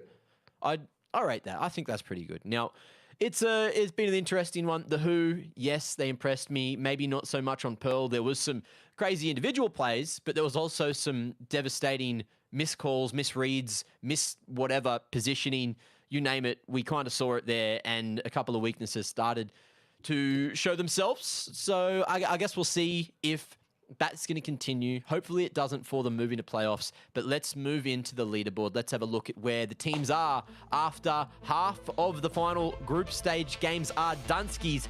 Bonkers and Nerd Punt going to be locking in the top of the leaderboard because no one can catch them now. The Who, they didn't get the win, but they do have the head-to-head against the Fun Crew. And Fun Crew, look, they're not playing Nerd Punt, they're not playing Bonkers, so there's a world where tomorrow's game for them should be pretty easy. And look, GZL, they lost. So XYZ and Cooper Troopers, it's their chance to try and skip up above them, try to knock them out of playoffs. Who knows if that's going to work out for them? Who knows who they're playing? But Mammoth is, of course, that team that is Cooper Troopers straight out is of the playing box. XYZ tomorrow. Oh, they are? And Fun Crew's playing Mammoth, which is a dead rubber game. But Cooper Troopers XYZ will decide who's going to go through to playoffs. So that's going to be a big game tomorrow. And who's GZL got head-to-head against? Good question. Let me tell you. GZL's got head-to-head against the Who, I think. Wait, let me look. The Who doesn't matter. They have head-to-head against XYZ, but not Cooper Troopers. Okay, so if XYZ lose, they're out. If Cooper Troopers lose, they're still in. So Cooper Troopers are locked in, and it's GZL or... I'm not going to try and do Brain that. chicken. I'm not going to try and do that on stream. But there's Cooper definitely Troopers are something locked that in. needs to be If worked it's out. head-to-head, Cooper Troopers are locked in. So, little applause. Congratulations. And GZL up against XYZ head-to-head. No, I think it's Cooper Troopers playing XYZ tomorrow. GZL's already played all their games. But if XYZ lose that game, Mitch, XYZ have not got the head-to-head against GZL, so GZL assuming that head-to-head is more important than map score, yes. Oh yeah, which I don't. Usually think it is. The Usually case, it is. Which I don't think is the case last time. But we'll let the admin consult the rule book and decide all of that. Where's the rule book? Bring it up right now. Either way, look, I think that brings us all the way to the end of the day. Mitch, any final words for all the people who are starting to preach the Pilski gospel. You know, we went over it, that there's many followers now. The Order of Pilski, it's on the rise. Please, talk to the people. Let all of your anti-ecos be flawless. May many dollars come to your economy, and have good chair slaps from Coach Pilski to brighten up your day. There you go. Thank you, Pope Pilski. And on that note, ladies and gentlemen, thank you for joining us here at Valorant Challenges Oceania. One more big day of groups tomorrow. Be there or be square. I'll be there. I'll see you there. Have a good sleep. We'll see you tomorrow.